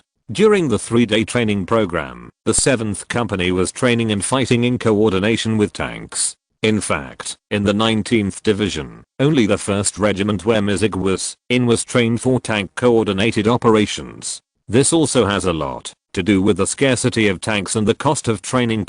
Since Lieutenant Colonel Hoffman was transferred to the Royal Armoured Brigade, 3 tank battalions. Each battalion has 3 tank companies. Each company has 12 tanks. The military wants to make every infantry division familiar with the tank, a new kind of thing, so as not to be blinded when it is used. So Lieutenant Dorf brought the tank platoon to the 19th Division to train the 1st Regiment of Infantry in tank coordination. Of course, the opportunity is not only given to the 19th Division. In fact, every division in Romania has an opportunity. It is just a matter of waiting time. While Romania was trying to strengthen its army's combat effectiveness, an unexpected news came from Austria-Hungary. Add bookmarks for easy reading. Chapter 259, Franz Joseph, 039's death. This news is so surprising. Don't be sad. It's the will of God. After receiving news of the death of Emperor Franz Joseph from Austria-Hungary, Edel persuaded his wife, Queen Sophie Mary, who was crying like tears in this telegram, sent from Vienna early this morning. The Austro-Hungarian government informed Romania of the death of their emperor. As the emperor's grandniece-in-law, Edel, thought of telling his queen the news for the first time, and the result is this scene. In fact, the death of the 80-year-old Austro-Hungarian Emperor Franz Joseph came as no surprise to everyone. After all, time is not forgiving, and the age of the emperor is too old. And Edel's evaluation of this old emperor, who is in his 80s, is not high. Mainly because he established the Austro-Hungarian dual empire, which actually kidnapped the Austrians to the side of the Magyars in disguise, which made the ethnic problems more prominent in this old empire, which had many multi-ethnic problems. That is to say, Franz Joseph could suppress these problems by virtue of his prestige, but it also caused many problems in the Austro-Hungarian society and army, which can be seen from the fact that the Austro-Hungarian army can only fight with Italy. And these problems are not only the responsibility of Franz Joseph, but I also have a single responsibility for the successive rulers of the Habsburg family. This can be seen from the title of Franz Joseph. His specific titles are as follows: Emperor of Austria by God, King of Hungary and Bohemia, Dalmatia, Croatia, Slovenia, Galicia, and Rodomiria, Illyria, Lombardy and Venice, Jerusalem Kings, Dukes of Austria, Grand Dukes of Tuscany and Krakow, Dukes of Lorraine, Salzburg, Styria, Carentan, Carmela and Bukovina, Grand Marquis of Nibelungen, Counts of Moravia, Dukes of Upper and Lower Silesia, Modena, Parma, Piacenza, Ragusa and Sala, etc. Most of these titles are nominal titles, and many of them are titles of Italian territories. So this also caused the poor relations between Austria-Hungary and Italy even after the three emperors' alliance was signed. Edel is comforting Queen Sophie Mary, planning to go with her to the funeral of her great-uncle Franz Joseph. This is not for Edel to respect the founder of the dual empire, but to get a closer look at the situation of Austro-Hungarian society, and take a look at the situation of Karl, The brother-in-law who is about to take over the throne of Austria-Hungary. Edel is arranging the main military and political work to Prime Minister Brecianu and General Prement. The day after receiving the telegram, he and his family boarded the royal train to Vienna. After the train left Romania and entered Austria-Hungary, Edel began to observe. Most of the people working in the farmland are old and weak, women and children, not many young adults, and many of these young adults are disabled. When the captain of the guard accompanied Edel to observe the scenery outside the car window, he told Edel what he had discovered. Edel replied to the captain of the bodyguard, "Karist, the war had a great impact on Austria-Hungary, and it seems that there is not much potential to support it at home." There were only Edel and the captain of the guards in this carriage, and his wife Sophie Mary and her son Victor were in the other carriage. This was why Edel dared to criticize Austria-Hungary. Captain Karist replied, "Your Majesty is right. Now Austria-Hungary's domestic potential has been almost consumed." There is also a reason for the captain of the guard to say this, because up to now, Austria-Hungary has mobilized 2.78 million young adults to the army, of which Austria-Hungary has killed 376,400,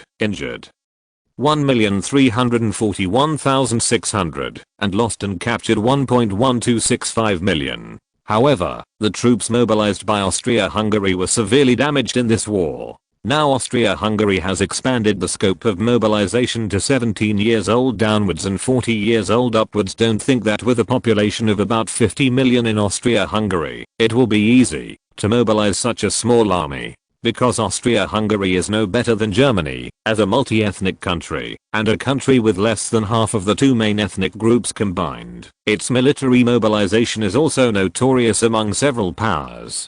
Because too many ethnic groups have different languages, such as Serbs, Croats and Bosnians from Bosnia and Herzegovina are three languages, and it's hard to understand what they are talking about. This made it difficult for the Austro-Hungarian army to send people in several languages to integrate them, and it was also very inconvenient when mobilizing. After a day and a night of train travel, Edel and his family finally arrived in Vienna in the morning sun. The Austro-Hungarian government sent his father-in-law, Archduke Otto Franz, to greet them. As soon as Edel got out of the car, he spoke to the approaching Archduke Otto Franz.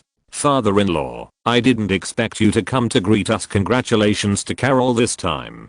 He should indeed inherit the throne of Austria-Hungary." Archduke Otto Franz said to Edel with a wry smile, "This throne is about to become a curse for our family, from cousin Rudolf to Ferdinand, and then to my son Karol. And now the situation in Austria-Hungary is not good. It is completely supported by Germany. Only then can the current situation be guaranteed. If one day Germany does not move, we Habsburgs don't know what to do." Archduke Otto Franz's words are more pessimistic, but he may also be standing by the sidelines, because his father-in-law has never been interested in politics. Edel felt that he could not continue to discuss this issue at this time, so he pointed to the son of his wife Sophie Mary in her arms.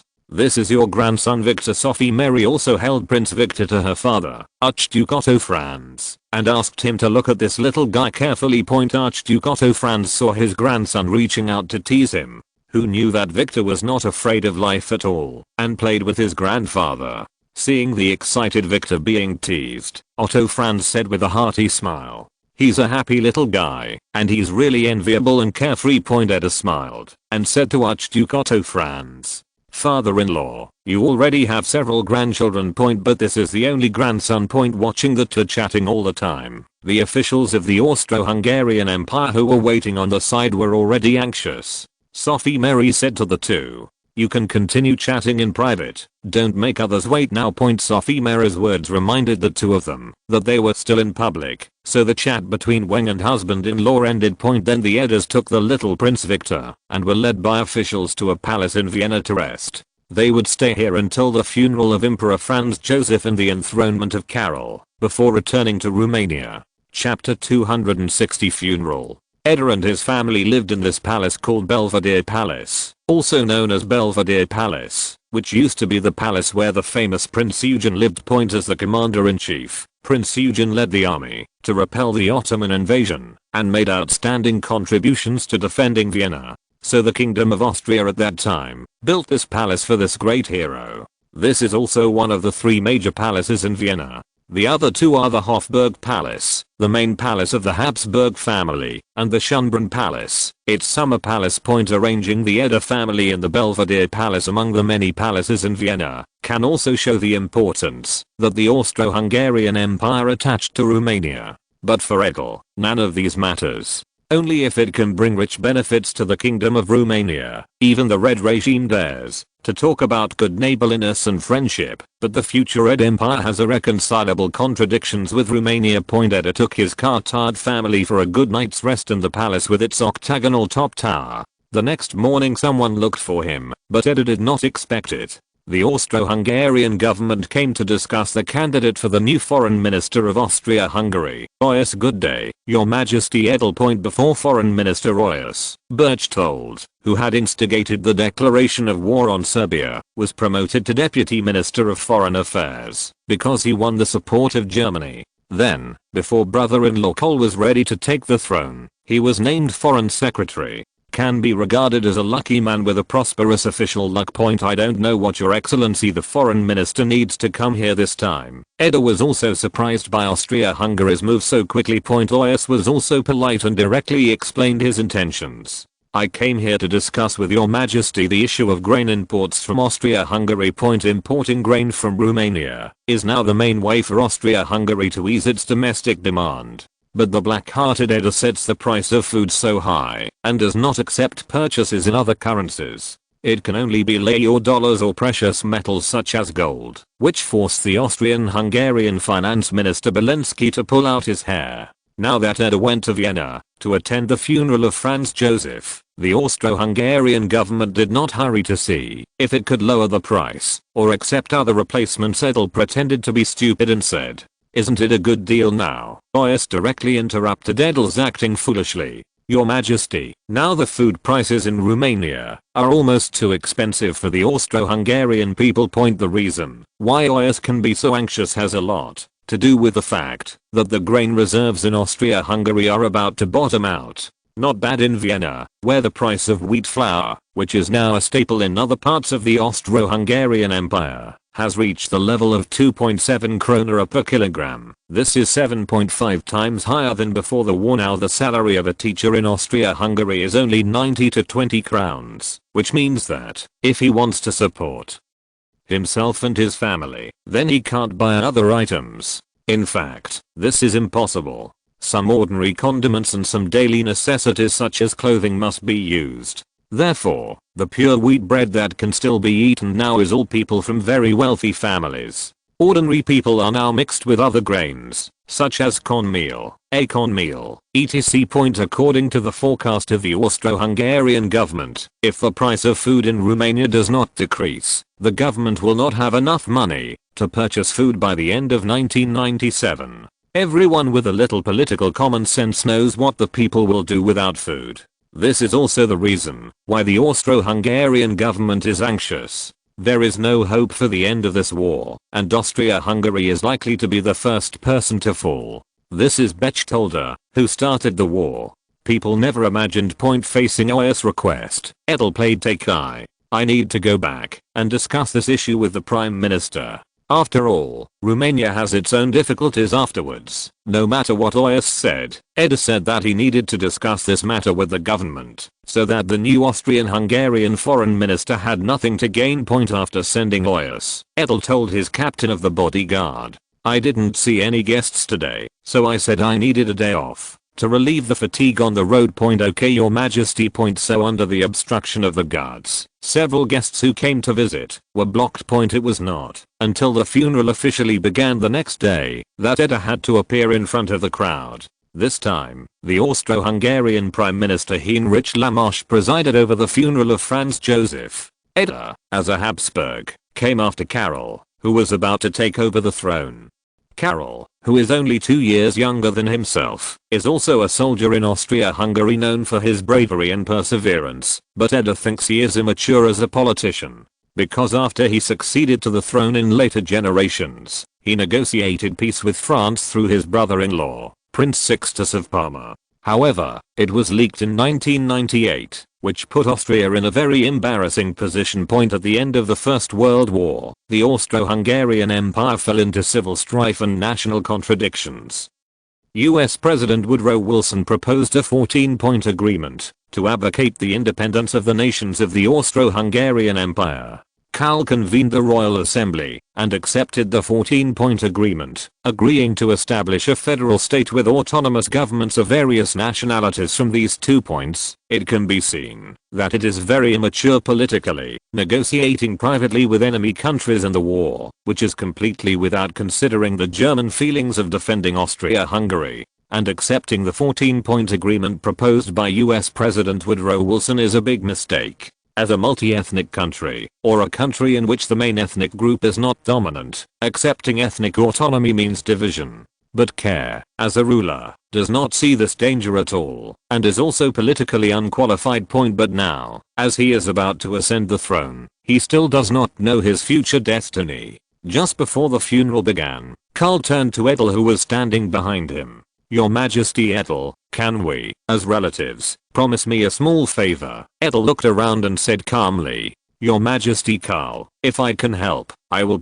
Karl, who didn't understand Edel's meaning at all, said it. "That's great, Your Majesty Edda. Can Romania's grain be sold to Austria-Hungary at a reduced price? Because Belinsky said that now Austria-Hungary's finances are almost unable to afford to buy grain from Romania." Seeing really looking at himself, Carol, mainly his wife Sophie Mary, looked at him with concern.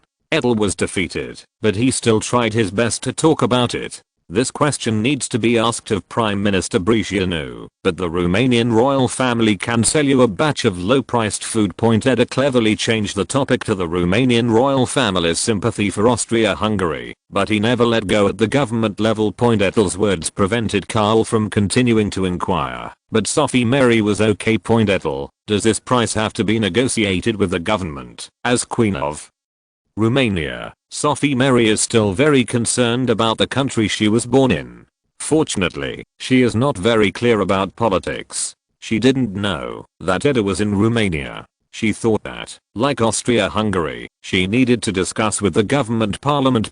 Yes, I can't decide this for myself. Well, my queen, the funeral is about to begin. In fact, a few years before Franz Joseph's death, he secretly instructed his closest followers to start planning his funeral. Be sure to hold the most luxurious and honorable royal funeral to match the glory of his life. Now a long-awaited super royal funeral begins. Almost all the dignitaries and celebrities dressed in black and yellow burial clothes in 2 royal colors, lined up in a long queue that stretched for 0 miles. Escorting Franz's coffin, the royal military band played sad, solemn dirges, and red torches illuminated half of Vienna. According to royal practice, before entering the Habsburg catacombs, one must pass through the Capuchin monastery. The tall iron gate of the monastery is closed, and today the gate is guarded by the monastery's cardinal. Open the door, please. The Prime Minister, who presided over the funeral, called the doorway as usual. Who passed by here to the Habsburgs, asked the cardinal.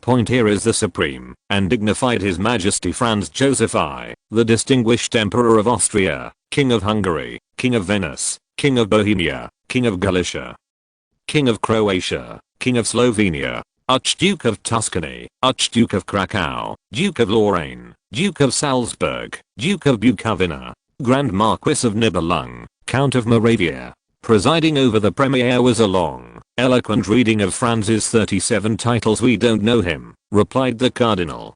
"Who is going to the Habsburgs?" The presiding minister had to read it again, this time using abbreviations as much as possible, and leave out some boastful vocabulary. "We don't know him," replied the cardinal. "Still, who is going to the Habsburgs this time?" The presiding minister was so anxious that his face was sweating. He simply omitted all titles and simply said, "Here is Franz Joseph, our brother, the benevolent father of 4 children." At this moment, the iron gate opened, and the funeral procession was let in. After watching the tedious funeral ceremony finally come to an end, Edda took his wife and children to say goodbye to the Habsburg family members one by one. But they will not leave, and they also need to attend the coronation ceremony of Karl tomorrow. In fact, it is similar to Edel's coronation. Karl's coronation ceremony is only much more luxurious. There are more than 800 nobles in attendance. Edel took his wife and children away by car after attending the coronation ceremony in Vienna because Carol had another coronation ceremony and needed to go to Budapest to be crowned the King of Hungary. Edel couldn't wait. However, this trip was worthwhile for Edel. He fully understood the current situation of Austria-Hungary. Even if he had a brief understanding, some problems had already surfaced. Now the negotiations with the allied countries can continue. Add bookmarks for easy reading. Chapter 261, The Hidden Danger of Russia. After Edel returned to Bucharest, he approached the Prime Minister specifically on this issue. It may have withstood the German attack on the Western Front, and the negotiations between Romania and the Entente countries reached a deadlock on the Eastern Front because Russia, under the leadership of Commander Brusilov, returned to Massilia. Inside the palace, Edel is listening to Prime Minister Bricianu describe the outcome of the negotiations. The sight Austria-Hungary saw made him decide not to hide behind the scenes, so he summoned the Prime Minister to listen to the outcome of the negotiations in person, but unfortunately the gap between the two sides was still very large.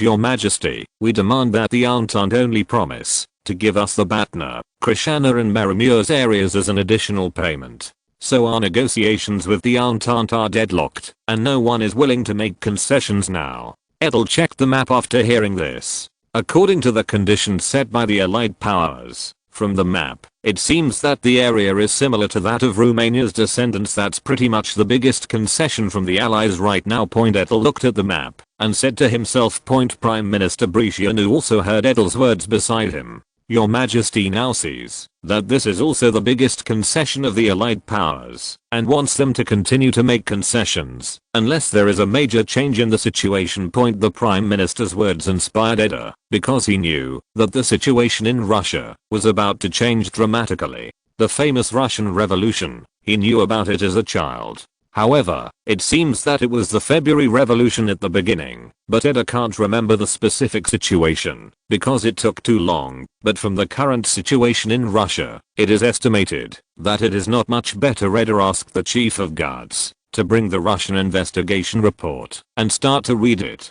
He wanted to personally check the current situation in Russia. Speaking of this survey report is also interesting. This is Russia's own statistics. And Milik's subordinates spent £200 to get these classified information about Russia from a small clerk in charge of sorting out. It seems that the ethics of Russian officials is too high. Before the First World War, Russia was a country that could not be self-sufficient. It is not about resources, but machinery and equipment. Data in 1913 show that, although in that year the country's steel production reached 4.2 million tons, but machine manufacturing, chemical industry are weak, and there is no automobile manufacturing industry. Many machines and weapons depend on foreign countries. Before the war, Russia imported 37% of the machinery, and the self-sufficiency rate of important equipment and lathes was less than 1/3. After the outbreak of the war, Russia pushed the Ottomans to the Allies because of greed, which greatly reduced his import channels. You must know that the Black Sea has always been Russia's main export shipping channel, but because of Russia's spy on Constantinople, he suffered the consequences. On the other hand, since the beginning of the war, Russian production has shifted sharply towards military goods. In 1916, the production of agricultural machinery was only 1/5 of that before the war, and the production of locomotives and carriages decreased significantly, by 16% for locomotives and 14% for carriages. The serious shortage of machines and lathes has also affected the decline of ore, coal and oil extraction.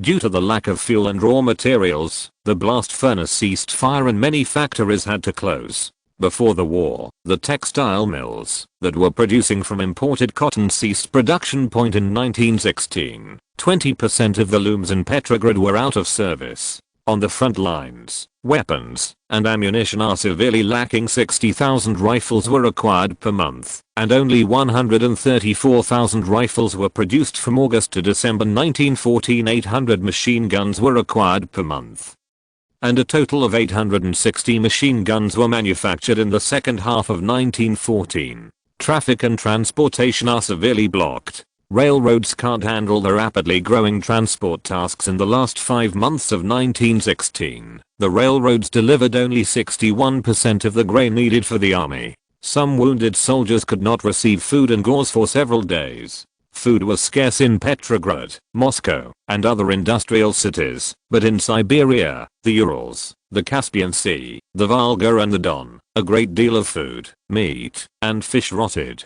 In 1916, 150,000 carriages of spoiled grain were stored. The attempt by Britain and France to open up the Black Sea waterway was broken by the Ottomans, so the aid of Britain and France to Russia could only pass through Murmansk, Arkhangelsk and Vladivostok. However, there is no railway between the mainland and Murmansk. It was not until Soviet times. The railway from Arkhangelsk to Vologda is narrow gauge, changed to wide gauge in 1916, which is inconvenient to transport. Vladivostok is too far from the Russian hinterland. As a result, large quantities of goods were piled up in ports and could not be transported into the interior. In Arkhangelsk, coal was piled up like mountains, and boxes of lathes for the arsenal were piled along the wharf. In Murmansk, ships wait weeks and months to unload their cargo. After the outbreak of the war, agricultural production was seriously affected. The number of able-bodied people conscripted into the army reached 14 million, mainly from rural areas.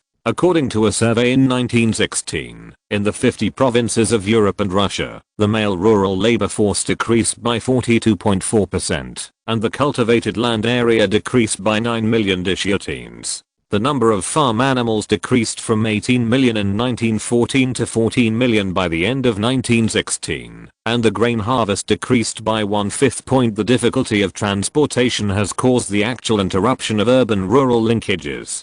There is a growing shortage of grain, meat, sugar and other agricultural products in the market. In October 1916, Petrograd received only 24% of the planned food supply. Landlords, rich peasants and businessmen, however, possessed a large amount of daily necessities, hoarding them and speculating.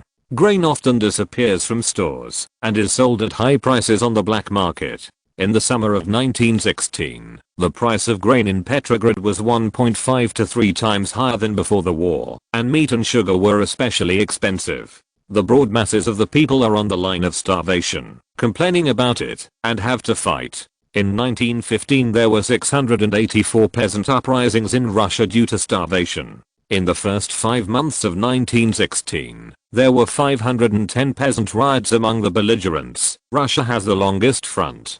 The war was fought on 50,000 square kilometers of Russian territory. 3 million refugees are homeless and deprived of food and clothing. Many people were killed, maimed, and killed by the plague during the war. By November 1916, Russia had lost 7.8 million people. Many soldiers had unsupported families and lived very miserable lives. In order to maintain the war, the military expenditure of the Russian government increased day by day, reaching more than 28 billion rubles by November 1916. 1/3 of it is paid by borrowing foreign debts, and the rest is paid by borrowing domestic debts and overissuing banknotes. In November 1916, the official price of the ruble dropped to 58 kopecks, and the purchasing power dropped to 24 kopecks. The national debt increased from 8.8 billion rubles in 1914 to 30.7 billion rubles in November 1916. The Russian government's finances are in a state of collapse.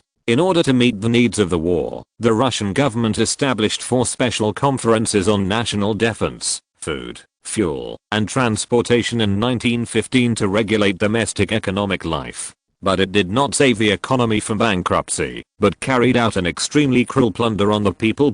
Most factories extend working hours to complete military orders, increase labor intensity, and exploit the labor of women and juveniles. According to the statistics of 345 enterprises, the average net profit was 8.84% in 1913, increased to 16.49% in 1915, and increased to 17.58% in 1916. Economic turmoil, coupled with military defeats, has fueled popular discontent across the country. Edel put down the economic statistics report and picked up the Romanian ambassador to St. Petersburg's report on the government. On the government side, regime crises tend to surface. Tsar Nicholas II and Empress Alexandra were desperate politically and militarily, and they relied on superstition spiritually. The prophet of G. Rasputin was brought into the court. He filled the emptiness in the hearts of the Tsar and the Queen with God, gained their trust, gained power in the court, and finally manipulated the power of the royal family. From 1914 to 1916, under the planning of Rasputin, 4 prime ministers, 6 interior ministers, 4 army ministers, 3 foreign ministers, 4 agriculture ministers, and 4 justice ministers were replaced. In 1916, the ruling group was split into the pro-German faction headed by the chairman of the Council of Ministers, Cabinet Prime Minister, Stiermer, and the pro-British faction represented by the Foreign Minister Sassoonov, who criticized each other. The people and intellectuals expressed resentment at the failure of the Russian government to win the war and domestic problems. Alexandra was even suspected of being a German spy, since she was born in Germany and reused pro-German. Among the nobility, they were also heartbroken by what the Tsar had done. After reading these, Edel was shocked by Russia's serious domestic problems. He really wanted to ask Nicholas II if he dared to continue fighting under such circumstances. This is afraid that neither Napoleon nor the mustache complex can save Russia. In Edel's heart, the Russian government has already been sentenced to death. Edel plans to talk to the allies in Haosheng at that time and try to get a satisfactory result. 8. Chapter 262. After examining the current situation in Russia, Edel believed that a revolution in Russia was inevitable. Even if it doesn't break out in February, it will break out at other times. According to his estimation, Russia will not be delayed for half a year. As for the emergence of the Red Empire, Edel really has no choice. He couldn't have killed Ulyanov, who was still in Switzerland, because of this, and without this, other leaders of the Red parties would have appeared. However, if this is the case, then the development of Soviet Russia will not have the ability to predict the general trend of future generations, and this will also affect the general environment of Europe.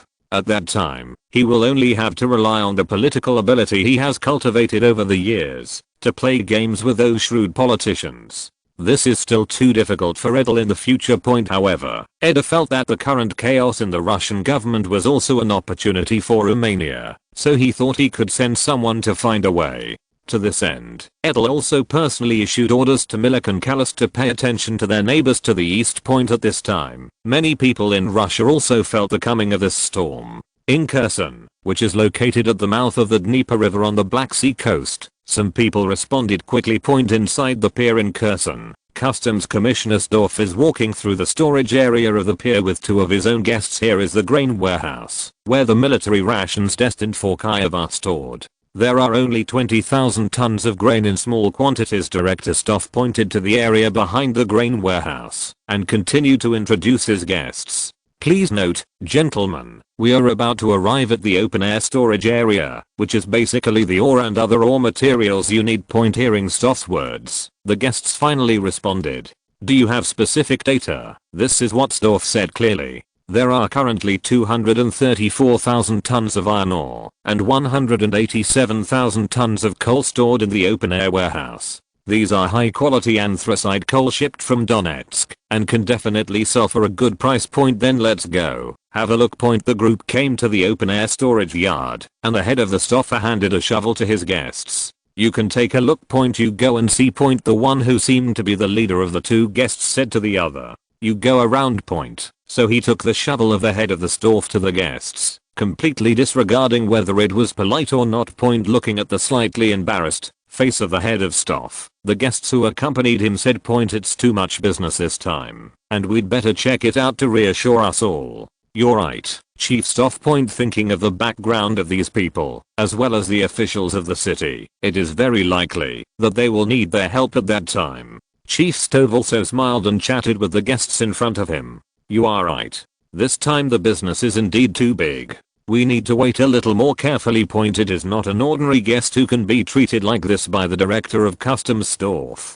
This is a purchasing businessman from Romania. After the outbreak of the First World War, because the Russian railways were completely unable to meet domestic demand, traditional inland shipping was temporarily expanded. As the city of Kherson, which is the mouth of the Dnieper River, it has become a favorite place for these businessmen, because basically the materials needed by Romania can be purchased here. Going upstream can reach Kiev. Russia's largest coal field in Donetsk is not far from the Dnieper River and can be transported by inland water. So there were quite a few daring Romanian businessmen who traded with these Russian officials, but this time the volume was much larger than before. The guest with the shovel turned around and said, "I've seen all of them are anthracite, and iron ore is also good. They're all iron rich." Hearing the reply from their own people, both of the waiting people smiled, especially the head of staff, who felt that they had let go of the burden in their hearts. Obviously, it was not his idea to sell the goods at the terminal alone. Other officials in Kherson, and even the officials at the upper level, need to manage to sell them smoothly. Moreover, buyers are not ordinary people, so there are no ordinary people who dare to do this business. Now it is about the transaction of goods worth tens of millions of lei, and it is reasonable for both parties to be concerned. After reading the goods, the two sides now only have the payment method that the two parties have not yet agreed upon. Chief Staff, according to our previous transaction method, I will pay you 20% within 2 days. Stove, who had been smiling all the time, immediately shook his head when he heard what his client said. Bulletin, this time at least 40% of the payment needs to be paid first, and it must still be in the currency of the non-belligerent country. The buyer, named Bulletin, asked with dissatisfaction at the words of the chief officer of staff. We've always traded like this. Why do we ask for this time?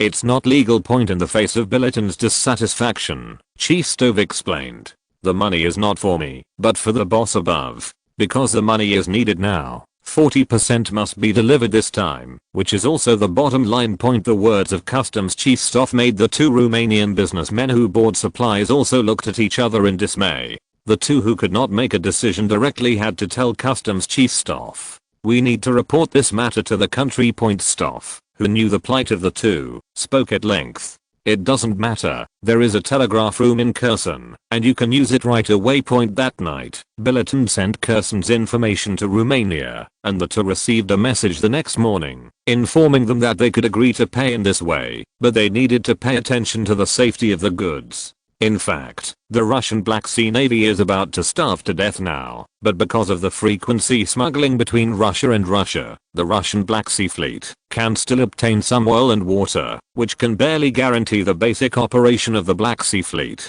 Therefore, the officers and soldiers who made up the Black Sea Fleet would not make such an idea of cutting off their extra money.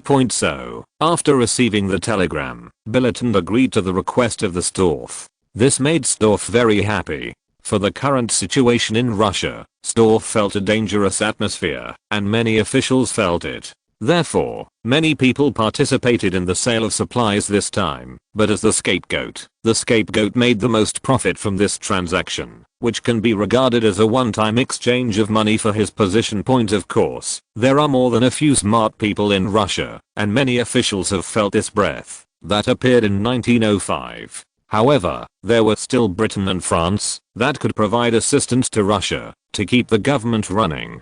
Now Russia can only rely on itself. Many incumbent officials feel that this is the last chance to make money, so Kherson is just the tip of the Russian iceberg. What's more, they bought all the materials they managed to make a profit from others, then set fire to the storage place and disappeared without a trace.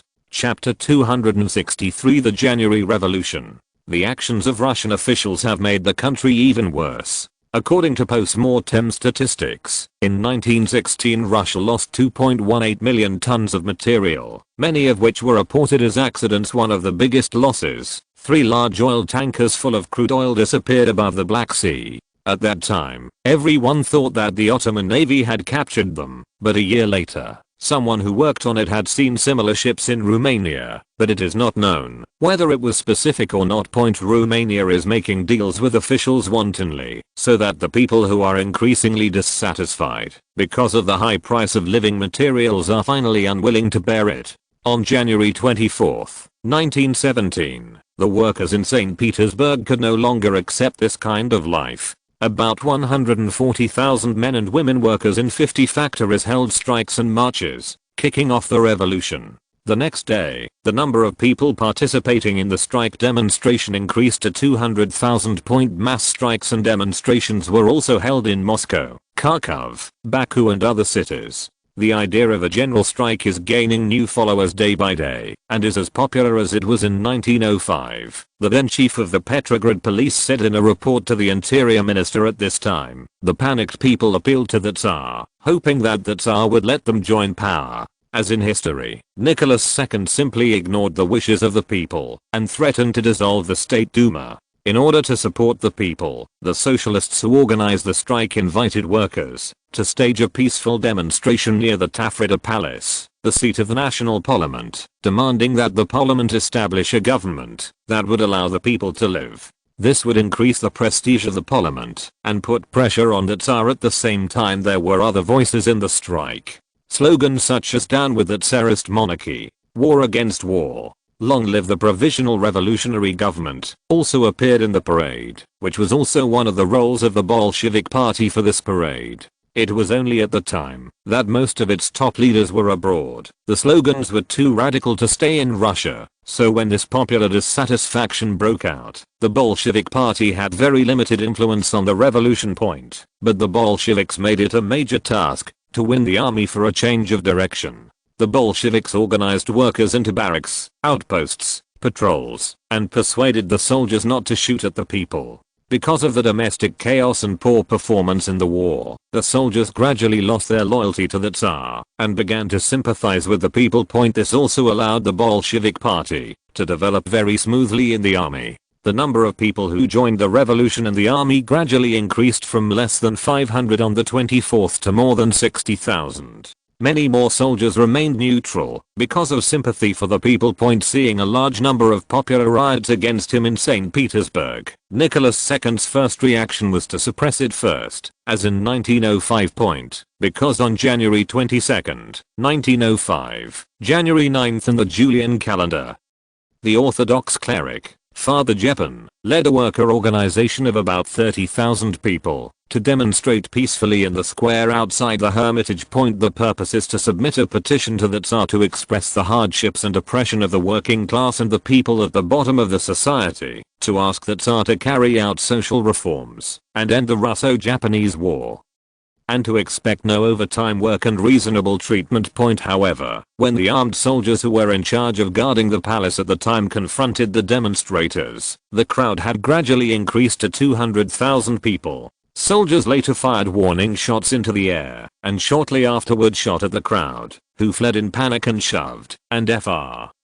Gupin was killed in the chaos. It is estimated that there were about 1,000 casualties. This bloody repression caused public outrage, and the Russian people no longer looked to the Tsar. In fact, after the events of 1905, the Russian political parties no longer pursued the Tsar's compromise. The fact that the Tsar, now known as Little Daddy, turned against the people is also a satire of the Romanov dynasty that has ruled for more than 300 years at that time. So Nicholas II was in the imperial village, and after receiving a report from Kabalov, commander of the Petrograd military district, on the situation in the capital, he ordered a crackdown on the Petrograd strike movement. However, because of the soldiers' sympathy for the people, refusal to carry out the order made Nicholas II's situation even worse. These traitors, they are betraying the government. When we were fighting Germany and Austria, they incited the people behind their backs to sabotage the war. Nicholas II scolded the revolutionary groups with a red face in the imperial village, and the army was not listening to his orders overnight, which made him terrified. He has never figured out what kind of situation, so that the army did not listen to the commander's orders overnight. What should we do? Queen Alexandra looked at her husband angrily scolding the political group that launched the riot, and asked with a sad face. Queen Alexandra's reputation in Russia was not good. Not only was she not as good as her predecessor's model Ekaterina, but after the outbreak of the war, there were rumors that the queen was a German spy. Although this rumor quickly subsided, it can be seen from here that the Queen's evaluation in Russia is not very good. Not to mention that when Nicholas II was on the front line to supervise the battle, the Queen cited the demon monk Rasputin as a spiritual sustenance. Let this illiterate Siberian peasant disrupt the operation of the Russian government at court. It was not until a month ago that the royalist Yusupov and others killed the demon monk. It is a pity that the royalists acted too late, and because the people could not survive their dissatisfaction with the government and the Tsar reached new heights. Now we need to stall for time, and there are troops on the front line loyal to me. After hearing his wife's cry, Nicholas II thought about sending the army to suppress it, which is really a wooden fish head. In fact, it is not that Nicholas II is stupid, but because he has too much blood of revolutionaries on his hands, whether it is from his orders or not. Many revolutionaries regarded him as the biggest reactionary leader in Russia, so Nicholas II feared that his life would be difficult to guarantee after his rights were taken away. However, those who participated in the revolution had already anticipated the actions of the Tsar. The Octoberist year. Igachkov, the State Duma representative, V.V. Shulchin, representing the revolutionary group, went to the imperial village for a showdown with Nicholas II. And these revolutionary groups also called for large numbers of troops to defect and prevented troops loyal to the Tsar from entering St. Petersburg. After seeing that he could do nothing to change all this, Nicholas II abdicated on January 31st to his younger brother Mikhail. The next day, Mikhail also announced his abdication. In this way, the Romanov dynasty, which had ruled Russia for 304 years, was overwhelmed by the revolution. The Russian Democratic Revolution was victorious from January 24th to 31st. The Romanov dynasty collapsed in just 8 days, catching the Entente and allied countries still fighting on the battlefield by surprise. However, there are 2 provisional governments in this revolution, which will also have certain variables for the future situation in Russia. If you're listening to this novel on a channel other than Fanfic World, it means they downloaded and uploaded it without effort. We cordially invite you to visit our channel, Mundo Fanfic Novelos. There you'll find the original version of this story and you can explore many other novels of various genres. We're waiting for you to immerse yourself in a world of incredible novels. Chapter 264, The Problem of the Russian Provisional Government. I didn't expect a revolution to break out in Russia so soon. It's just that revolution is not so easy. Poor Russians. Edel looked at the message from the Romanian embassy in St. Petersburg and sided Prime Minister Betrayal. Edda's words of sympathy for the Russians did not receive any sympathy from the Prime Minister, because this is the head behind the Russian smuggling channel, but no one dares to catch it. It is important to note here that in the last 2 months of 1916 Romanians smuggled various goods in Russia amounting to 106 million lei, higher than the trade in normal times. Moreover, these goods were all collected by Russian officials at 30% minus 50% of their actual value. The loss caused to Russia was between 200 to 300 million lei, and the most important thing was to increase the financial pressure on the Russian government. Seriously, the loss of materials is also more and more alarming. Therefore, the Russian Revolution broke out early, and His Majesty Edel contributed greatly. But Edel has no intention of caring about the Russian people now. The revolution that broke out ahead of time caught Edel, who wanted to fish in it, a little off guard. Many arrangements were not completed, which made him put out his thoughts of preparing to fight for the interests of Romania. Now the Allies have no other action about our conditions, just don't know if the current situation in Russia can be stabilized. Prime Minister Betrayal recalled the current negotiations and spoke to Edel with a bit of scruples, having worked together for many years. Edel knew as soon as he heard the Prime Minister's words that he was holding back a bit. The outbreak of a revolution in Russia, everyone with a discerning eye knows that this is a waste of half of the polar bear's combat power, because the new government that needs to focus on domestic stability. How much energy can be used for war only God knows. Edel, who knew the history, thought that he was not sure whether the new Russian provisional government would be able to make a return. If the Russian provisional government agreed to withdraw from the war, this would disrupt Edel's plan. Knowing that more than half of the new territories in his plan need to be provided by Russia, Romania has no chance of success without chaos. Now we can only wait for news from St. Petersburg. Edel told the Prime Minister about his plans, because he knew that Britain and France were more concerned about Russia's actions than other countries. They needed Russia to hold back millions of German and Austrian troops and relieve the pressure on the Western Front. In fact, Britain and France were most interested in the Russian Revolution. After the revolution subsided and the provisional government was elected, the British and French ambassadors approached the newly established provisional government and expressed their concerns about the new Russian government. Of course, they were most concerned about whether Russia would continue to participate in the war. However, Lvov, who had just been Prime Minister and Minister of Internal Affairs, did not dare to make his own decisions, so he dragged Foreign Minister Pavel Milyukov, Army and Navy Minister Alexander Guchkov, and Finance Minister Mikhail Terezin discussed by K. Another 5 members of this provisional government are constitutional Democrats, so it is also called the Constitutional Democratic Government. The Constitutional Democratic Party was established in 1905 and is made up of liberals, middle class and local council members. Advocate for the establishment of a British-style constitutional monarchy in Russia. Lvov, the head of government with 2 positions, asked Foreign Minister Pavel Milyukov to speak out about the British and French demands. In fact, all the ministers here are aware of the issues that Britain and France are concerned about, but they are completely contrary to public opinion in this regard. When they were agitating the people in the audience, they shouted loudly that they would withdraw from the war. They all came to power with the support of the people. Isn't it difficult for them to make a decision to continue the war now? Prince Georgy Yevgenyevich Lvov, who is the head of the government, will of course not make this difficult decision by himself, but let all the people involved convene to discuss it. Lvov is a descendant of the ancient Rurik dynasty in Russia. He was born in Dresden, the capital of the Kingdom of Saxony. He graduated from the Faculty of Law of Moscow University in his early years. During the Russo-Japanese War, he presided over the work of the Red Cross in Manchuria, participated in the formation of the cadets in 1905, and later represented the party in the Duma for a long time. Responsible for civil affairs. After the January Revolution, a provisional government was formed, and Lvov became Russia's first post-imperial prime minister after Foreign Minister Pavel Milyukov had said what everyone already knew. Lvov, the head of government, spoke.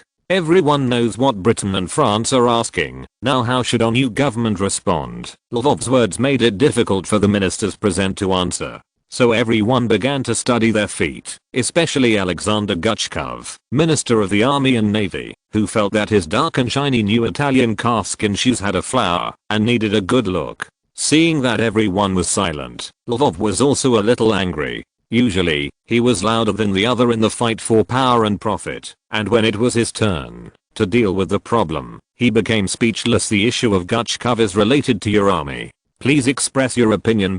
Seeing that no one was talking, Lvov named someone to answer. Why should Guchkov's name be named first? In addition to the fact that he is in charge of the landing navy name, it is also because he is an Octobrist. The Octobrist is a non-revolutionary centrist political party in the Russian Empire, officially known as the October 17th Alliance. The October Party is a political party of the Russian big industrial and commercial bourgeoisie and the bourgeois landlords. It was established in November 1905 and is composed of the right-wing representatives of the local self-government movement, the United Economic Progress Party and the Industrial and Commercial Union. The party supports the October 17th manifesto promulgated by Nicholas II, so it is named after the time when the manifesto was published. Guchkov, who was named by Lvov, scolded in his heart not to speak up. I think Britain and France are our allies, and we need to listen carefully to their demands. We also need to understand the wishes of the people, so we need to think about this a lot. Hearing Guchkov's nonsense, Lvov couldn't help but say it. Your Excellency Guchkov, what is your opinion? After seeing that there was no way to delay, Guchkov said his decision. I think the morale of the army is not high at present, and there is a lot of lack of military materials, so it is not suitable to continue fighting. As soon as he heard Guchkov's words, Mikhail, the Minister of Finance, retorted. If there is a truce, our government will go bankrupt immediately. We can't pay the debt of France alone, and our government's tax revenue can only be maintained until May, after which it will only go bankrupt. So it is difficult for us to refuse the British and French conditions as a non-partisan person. Mikhail said what the ministers here did not dare to say, which made the meeting even more dull. Everyone understands the truth, but after sitting in this position, some problems can no longer be looked at simply. the desire of all the Russian people to withdraw from the war history. But after the withdrawal of the war, the debts of Britain and France can make any successor government go bankrupt, which is an endless cycle. This has also become a problem for the interim government. Chapter 265 Follow-up influence. Seeing that everyone was very dull, Lvov, the head of the government, spoke up. It is impossible to withdraw from the history of war now, otherwise we will not have the financial resources to repay. Now we can only continue the war to maintain the operation of the government. As the head of the government, Lvov's speech is to set the tone of the government, and the rest of the people below will have an opinion. So on February 15th, the Russian provisional government sent a note to Britain and France. After careful consideration, the Russian provisional government would still stay in the Entente and continue to fight against the Allies. Britain and France are of course very relieved about the decision of the Russian provisional government. And the German government, which has seen signs of faltering in Russia, certainly will not let it settle. Especially now that the army controllers Hindenburg and Ludendorff, the two attach more importance to the Eastern Front than the former German chiefs of general staff. Seeing that the current situation in Russia does not focus on attacking it, I'm sorry that they attach great importance to the Eastern Front, and the German government now sees the dawn of ending the Eastern Front operation, and of course it will increase its support. Edel, who had been waiting for news in Romania, also received the news. It seems inevitable that the Red Russia will come to power. Edel looked at the message from St. Petersburg and said to himself with judgment, but unfortunately, Romania can't intervene in matters far away in St. Petersburg, and can only wait for the development of things. But if you can't control St. Petersburg now, it doesn't mean that you won't have a chance in the future. Edel called his two intelligence chiefs. The Russian side will be your key infiltration area, especially the Bolshevik party will be your main target. I will allocate 15 million lei for your use, and spend it on this. Don't stop buying materials from Russia and make it bigger. As long as those people dare to sell it, you must buy more. Edel's idea was to send people to sneak before the Bolsheviks became big. Even if there are 100 people lurking, one person can make a lot of money. Because Edel does not plan to use these people who have sneaked into the Bolshevik party for 10 years. He wants to use these spies who have survived hardships only at a critical time. As for the continued purchase of Russian materials, it is also to make the situation more conducive to the changes in Romania. After talking about the main points of intelligence work against Russia, Edel talked about domestic arrangements. From now on, it is important to pay close attention to those left-wing parties, especially those with a tendency to promote violence. Edel knew that the current Romanian left-wing political parties were generally the Social Democratic Party, and the most similar political party to the upcoming Red Empire was the Second International Social Democratic Party founded by Engels. In fact, Romania also has a Social Democratic Party, but because it is relatively weak, it has not received the attention of other political parties. But there are also people lurking here in Kerest. However, compared with the weak left-wing parties, the Romanian right-wing parties are much stronger. Because of the vigorous development of nationalism, the ideas of right-wing parties are very popular. Now the Romanian political party is really a headache for Edel, but the right-wing political party is always worried about the survival of the Romanian people abroad. The government needs to rescue these suffering people. Edel still has access to right-wing parties, and he will abandon this narrowly defined nationalist view after the initial completion of Greater Romania in his mind. Because Romania will be a multi-ethnic country at that time, and the current ethnic policy must be changed, otherwise domestic problems will hold back the pace of social development. As for what national policy will be at that time, Edel himself has not thought about it. Edel would not consider policies like his previous life. At most, he would give up national prejudice and strive for social equality at home. When the time comes, people who are incompetent should not talk about ethnic discrimination, regional discrimination, etc. They will be discriminated against wherever they are incapable of going. The two intelligence leaders went down after receiving Edel's order. As for what to do, they need to think about it themselves. After sending the two away, Edel once again called in the Prime Minister. Have the Allies' conditions on us been loosened recently? In the face of Edel's question, Prime Minister Brătianu replied, Your Majesty, Britain and France are still not letting go. Point even after the Russian Revolution. Yes, Your Majesty. Point hearing this, Edel couldn't help but think, what made Britain and France still not let go after the Russian Revolution? Don't they know the reason for the outbreak of the revolution? Russia is a waste of most of the country. The country is in a mess, and the morale of the army is also very poor. It is completely different from the previous concept. Britain and France must know these situations. What makes them reluctant to make too much profit from Romania? Edel walked back and forth after hearing the Prime Minister's words. Prime Minister Bricianu watched the king go back and forth and did not dare to disturb. Edel had an epiphany while walking and remembered that there was another great power country that had not participated in the war. Could it be that Britain and France had already pulled it into their own camp? The only major power in the Americas and the United States with the world's highest GDP. As soon as he thinks of this country, Edel can find out many titles from his past life memories: hope of mankind, beacon of civilization, fighter of freedom, and so on. When these many titles are used in a country, you can see its status. In his previous life, his own motherland has the hope of surpassing this country, but it is only very possible until the time of crossing point. Now the United States does not have the prestige of that era, and now Europe mentions the United States with disdain. Except for a few emerging industries and various resources, American products represent inferior products, which is also the consensus of Europeans now. It's just that the war in Europe in the past few years has made American industry a huge development, turning it from a debtor country into a bond country, and Britain and France supply most of its debts in order not to let its debt become a pile of waste paper. The United States cannot let Britain and France fall. These are the views that everyone in Edel had reached a consensus on in the previous life. As for the joke that Mexico wanted to invade the United States, it is estimated that even Mexicans do not believe it. Because Mexico hates America. Because why doesn't America annex Mexico in its entirety? After clearing his mind, Edel knew that the United States must have decided to enter the market, so that Britain and France did not want to give too much benefit to Romania. And the benefits Romania is getting now completely makes Edel feel that it is not worth taking a shot, because Russia's withdrawal from the war will be what Britain and France are most afraid of. At this time, Britain and France will definitely let themselves make a move, and at this time the price will definitely suit the needs of Romania. Edel is wondering if he can get enough benefits for Romania in this matter. However, after thinking about it, Edel found that there is absolutely no way to do this with Romania's size. It seems that we can only wait for news from the United States.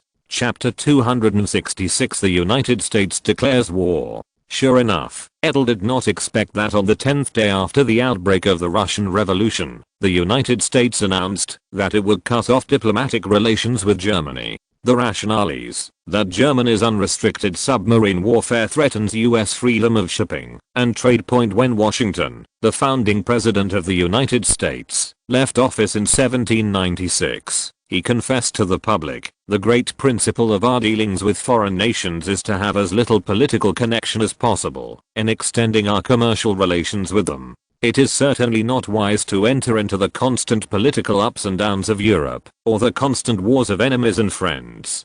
John Adams put it bluntly, we should make this a first principle and never forget, in all future wars in Europe, neutrality in China. The diplomatic tone set by America's founding leaders is known as isolationism. Therefore, after the outbreak of World War I in 1914, then US President Wilson declared the neutrality of the United States and demanded that the United States must remain neutral not only in name, but also in fact. In his message to the envoys of the belligerent countries, he also urged, don't show any non-neutral feelings. Even words are not enough. Since the United States became independent, it has actually been surrounded by the colonies of the European powers Britain, France, and Spain. It is always necessary to be vigilant against the interference of foreign powers. It is a wise choice to keep a distance from all European powers. Disputes in Europe. Another important reason for maintaining neutrality is that the United States is relatively weak and needs to keep a low profile. seek a peaceful development environment, single-mindedly seek development, and enhance its own strength. On the eve of the Spanish-American War in 1898, the American army was less than 30,000 people.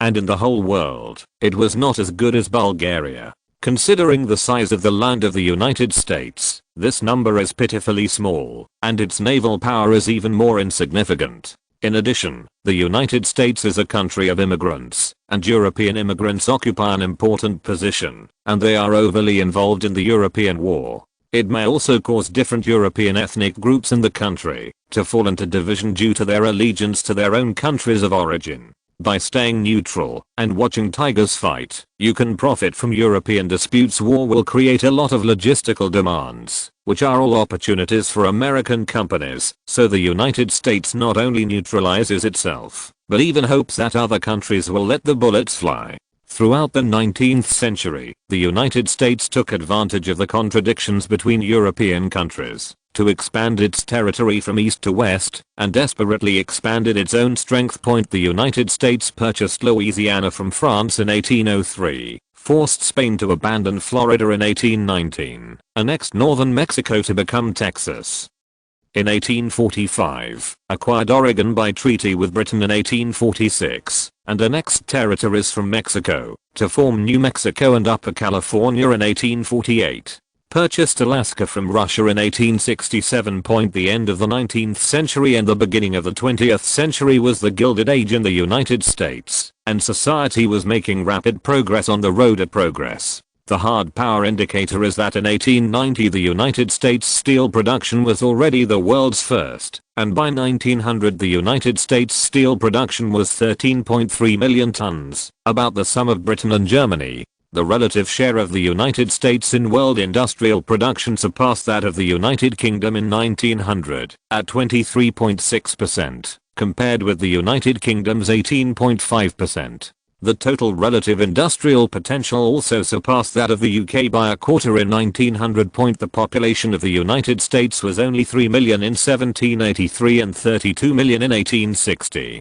Since the 1880s, the population of the United States has increased rapidly, mainly because a large number of immigrants from Southeast Europe began to flow into the United States. From 39 million in 1870 to 63 million in 1890. From 1898 onwards, the US military also developed very rapidly, and by 1900 it had grown to 100,000 people, of which 10,000 were stationed in Cuba and 60,000 were fighting in the Philippines. In 1884 the US Navy also ranked 12th in the world. In 1914, the population of the United States was 98 million, and the national income of $13.7 billion was more than 13 times that of the United Kingdom of $1 billion. The per capita income of $377 was also much higher than the United Kingdom's $244. The combined national income of all European countries, including Russia, is on par with the United States. The United States has the third largest navy in the world, after Britain and Germany. At this time, even the most ignorant of the old world can feel the strength of American muscles and struggle to adapt, including of course the United States itself. It is not objective to say that the United States will inevitably give up isolationism just because of its muscular development. A major foreign policy change will inevitably involve the challenge of core interests. A closer look at American isolationism isn't just about neutrality. It is specifically referring to the relationship between the United States and Europe, not applicable to other parts of the world, and specifically referring to politics and military affairs, excluding economics and culture. This sentence has two meanings. The first meaning is that the United States, as long as they are not involved in the military and political disputes in Europe, other places outside Europe are not necessarily neutral, especially the Americas. In 1823, in his 7th State of the Union address to Congress, US President James Monroe laid out the red line of isolationism. We regard all attempts by European nations to expand their institutions to any part of the Western Hemisphere as threats to peace and security. We have not, and will not interfere with any existing colonies or possessions of European countries, but any interference by any European country to oppress those countries that have declared their independence will be treated as a violation of the United States' unfriendly behavior. That is to say, no matter what the foreign powers do in Europe, the United States does not care, and doing things in the Americas belongs to the core interests of the United States. The second layer means that isolationism is only military and political non-intervention, but requires equal opportunities in terms of economy and culture. Even in your colonies, you need to be open and share interests. In the high seas, you need freedom of navigation at sea. This principle has the brute force of a backward power. It has the same confidence as the Monroe Doctrine, which is to say that American isolationism is a conditional and bottom line. In short, isolationism serves the economy and interests. Arcing point after the outbreak of World War I, massive and high-priced military orders from both sides filled the pockets of American businessmen. In August 1914, France shipped large quantities of gold to the safes of the American Morgan Company in exchange for a $100 million loan. In October 1915, Morgan lent another $500 million to Britain and France, which could only buy American goods. There are also more than $470 million in loans and military supplies to Russia.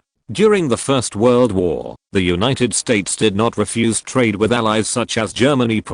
But the British sea power was too strong and blocked trade with Germany. The British military's maritime superiority quickly transformed the neutral trade of the United States into a de facto channel for blood transfusions to the Allies. The British and American maritime trade became the hatred of the Germans, and the contradiction between the United States and Germany began to intensify. On February 4, 1915, the German Admiralty launched unrestricted submarine warfare and demarcated a blockade of the British islands. All passing surface ships, both military and civilian, would be attacked without warning. The freedom of shipping was restricted, and Americans were unable to do business. On March 28, 1915, the American cruise liner Falaba was sunk, killing an American. 5 weeks later, a large British passenger ship, the Lusitania, was sunk off the southern Irish Sea, killing more than 1,000 people, 128 of them Americans. The incident of the Lusitania caused civilian casualties and caused uproar in American society. When the Germans cheered, "We are watching with joyful pride this recent feat of our navy," the American public has formed the opinion that the Germans are vicious and disrespectful of basic human rights. President Wilson issued a series of diplomatic notes with extremely strong language and threats. Dissatisfied with the note that could lead to diplomatic mishaps leading to war, then Secretary of State and pacifist Bryan resigned angrily. In fact, Wilson's biggest political goal at the time was to be re-elected in 1916.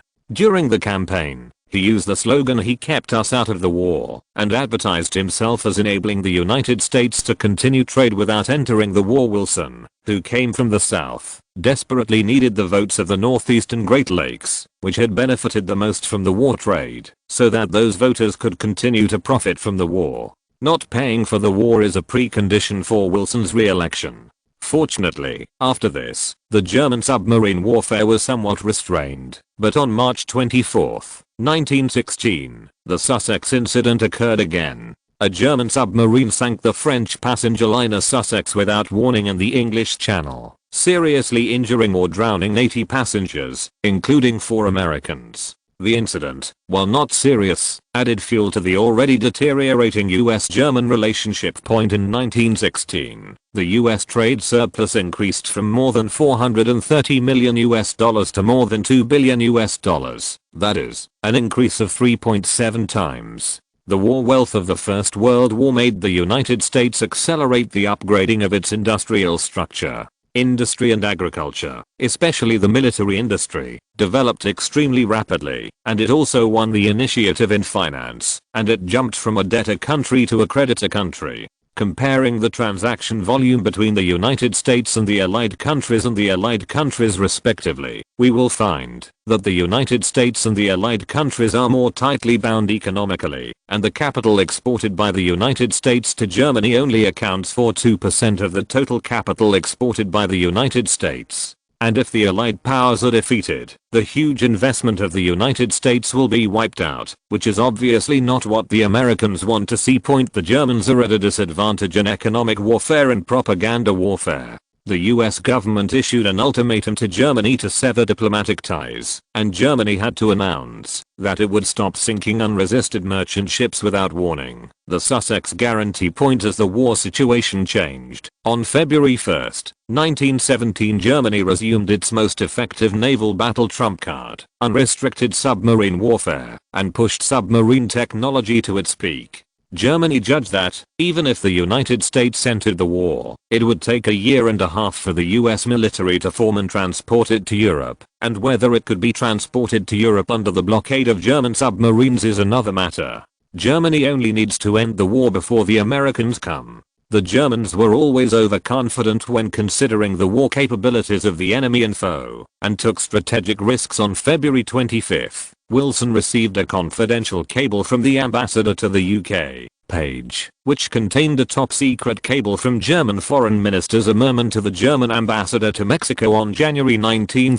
We intend to begin unrestricted submarine warfare on February 1, while at the same time we will strive to keep the United States neutral, and if we cannot do this, we intend to cooperate with Mexico on the following: building alliances on the basis of cooperating, making peace, generous financial aid. We tacitly accept that Mexico will regain the lost territories of Texas, New Mexico and Arizona. The details are arranged by you. We expect to go to war with the United States. Your Excellency should immediately inform the President of Mexico in secret and ask him to take the initiative to invite Japan to join the war and to regulate Japan's relations with us. Please tell the President that unrestricted submarine warfare will force Britain to make peace within a few months. Please reply. Zimmermann. This cable not only admitted to fight against the United States, but also reached out to Mexico, which the United States regards as its back garden.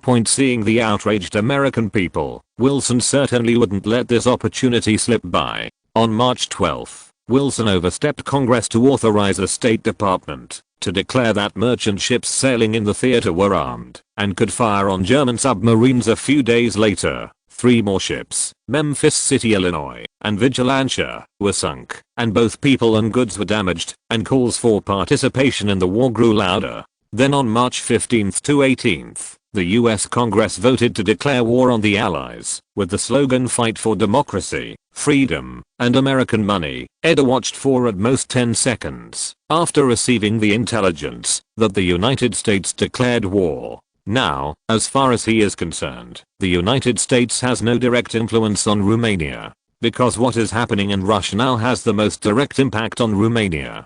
Chapter 267. Lenin returns to China. In 1917, the First World War entered a stalemate, and Germany was very tight on both the East and West fronts. Especially in February 1917, the German-American diplomatic relationship officially broke down. Ludendorff, the German Army Chief of Staff, determined that this would lead to the United States joining the Allied powers against Germany. Declare war, and once American troops land in Europe, it will be impossible for Germany to win the war. Therefore, Kaiser Wilhelm II eagerly hoped to negotiate peace with Russia, the weakest link of the Allied camp, in order to transfer all the troops from the east to the west to deal with the Allies. However, the Russian bourgeois provisional government, which came to power through the January Revolution of 1917, ignored the call of the Russian people to withdraw from the war, and continued to strictly order the Russian army, which was short of ammunition and food, to send troops to the armed forces on the grounds of undertaking the so-called obligations that Russia promised to the Allies. Of the Allies, the German offensive to the teeth resulted in a series of catastrophic failures, with hundreds of thousands of Russian soldiers killed. In the face of such a Russian provisional government that will not die, not surrender, nor leave, Germany instead hopes to get in touch with the Russian Bolsheviks who insist on communism and European revolution, in order to push Russia out of the war. Ludendorff suggested that the Kaiser allow Lenin to return to Russia via Germany. Of course, this did not mean that the German emperors and generals became fellow travelers of the communists. At the same time, Lenin, who was in exile in neutral Switzerland, also discovered the contradictions between the imperialist countries. On January 22, 1917, Lenin published the famous revolutionary report to the young Swiss workers in the Zurich People's Building. He said, "The predatory war in Europe will eventually lead to a massive popular uprising." In this context, contacts between the German authorities and Lenin became possible. Secret contact Lenin had already made up his mind to return to the country to start the revolution long before he delivered the revolutionary report speech, and had determined the itinerary for his return. One route is to return to Russia via France, but France and Russia are allies. If the French authorities find out that the anti-war Lenin has entered its territory, they will definitely not let it go easily.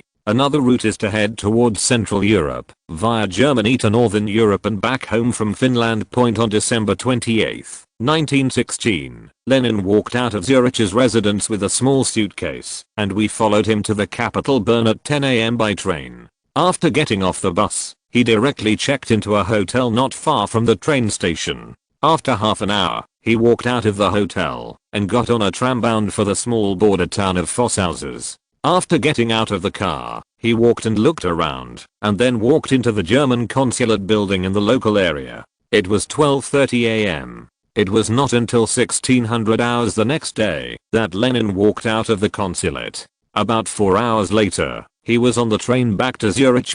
It was later learned that Lenin's visit to Vosshausen was to meet with the German envoy to Bern, Switzerland, Count von Romberg, and negotiated two sets of plans to escort the Russian revolutionaries back to China. The first plan is to take a special train from Switzerland to Germany, and then enter Russia through Poland under German occupation, or through neutral Sweden. In view of the Russian provisional government's request to Switzerland for the extradition of Lenin and other Bolsheviks, once Switzerland does not agree with Lenin and others to leave the country, a second set of plans will be adopted.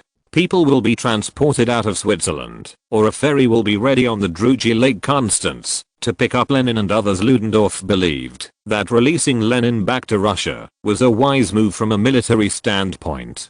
However, Russia is not an adversary of Germany. As long as it does not withdraw from the war, we cannot escape the shadow of defeat. On this premise, by helping the Russian radicals who preach the Red Revolution, we are actually helping Germany. In early February 1917, Kaiser Wilhelm II officially approved the Thor Plan jointly formulated by the German Ministry of Foreign Affairs and the General Staff, and instructed on the plan. More than 40 Bolsheviks headed by Lenin will attack Germany. Useful, except their applications. The Russian revolutionaries were divided into two groups and returned to their motherland in batches via Germany. On March 9, 1917, the first group of revolutionists headed by Lenin and his family boarded the German train from Zurich. After the train left, no one was allowed to get on or off. The windows of the special train were draped in black linen curtains, and the flight attendants tried to keep silent. Fortunately, the Swiss government did nothing to stop it, and the trip went smoothly. After the special train entered Germany, a German officer named Herzog Mohr got into the car and handed out to each Russian passenger a pamphlet said to have been written by the German emperor, wishing them a smooth journey and a successful revolution, and special mention is made of the hope that they will seize power when they return to Russia. In the early morning of March 12, Lenin and his party arrived in Stockholm, the capital of Sweden. There, Lenin participated in a joint meeting of Russian immigrants and the Swedish Social Democratic Party, established the Politburo abroad of the Bolshevik Central Committee, and indirectly led the struggle against the provisional government of the Soviet Union of Engineers and Soldiers in Russia. When Lenin and others returned to St. Petersburg on March 17, they were greeted with unprecedented enthusiasm by workers and soldiers. Sailors of the Baltic Fleet also drove armored vehicles with searchlights to take charge of Lenin's security work. In the midst of the cheering crowd, the sailor commander Maximov invited Lenin to say a few words, and Lenin boarded the armored car and delivered the famous "Bread will be there, everything will be there." Edel got the news right away when he got the news that Germany was escorting him home from Switzerland. For the name Lenin, Edel can be said to be very familiar, and too many titles have been worn on his head in previous lives. I remember that in previous life textbooks, he was rarely mentioned in the world, a famous Marxist, a proletarian revolutionary, a statesman, or theoretician, and a thinker. But now Edel attaches the most importance to him, the founder of the Bolshevik party. Now Edel's problem is to expand the smuggling trade in Russia, so as to make the Russian provisional government collapse as soon as possible. Because Lenin didn't come to power, how could it show the importance of Romania? At that time, the only one who can cause trouble to the Allies on the Eastern Front is Romania. In order to win over Romania, to complete the Allied power behind the blow, the conditions will be much higher than now. But the key to all this must be Lenin's rise to power. If he does not come to power to stop the war with Germany, then neither Britain nor France will pay attention to Romania's role. As for the performance of the American army, the Allied countries, including the Americans themselves, are not quite sure. Thinking of this, Edel called a guard. Call the captain of the guard. Chapter 268 Bessarabia and Western Ukraine. Edel called the chief of guards to come here, mainly to learn about Bessarabia and Western Ukraine.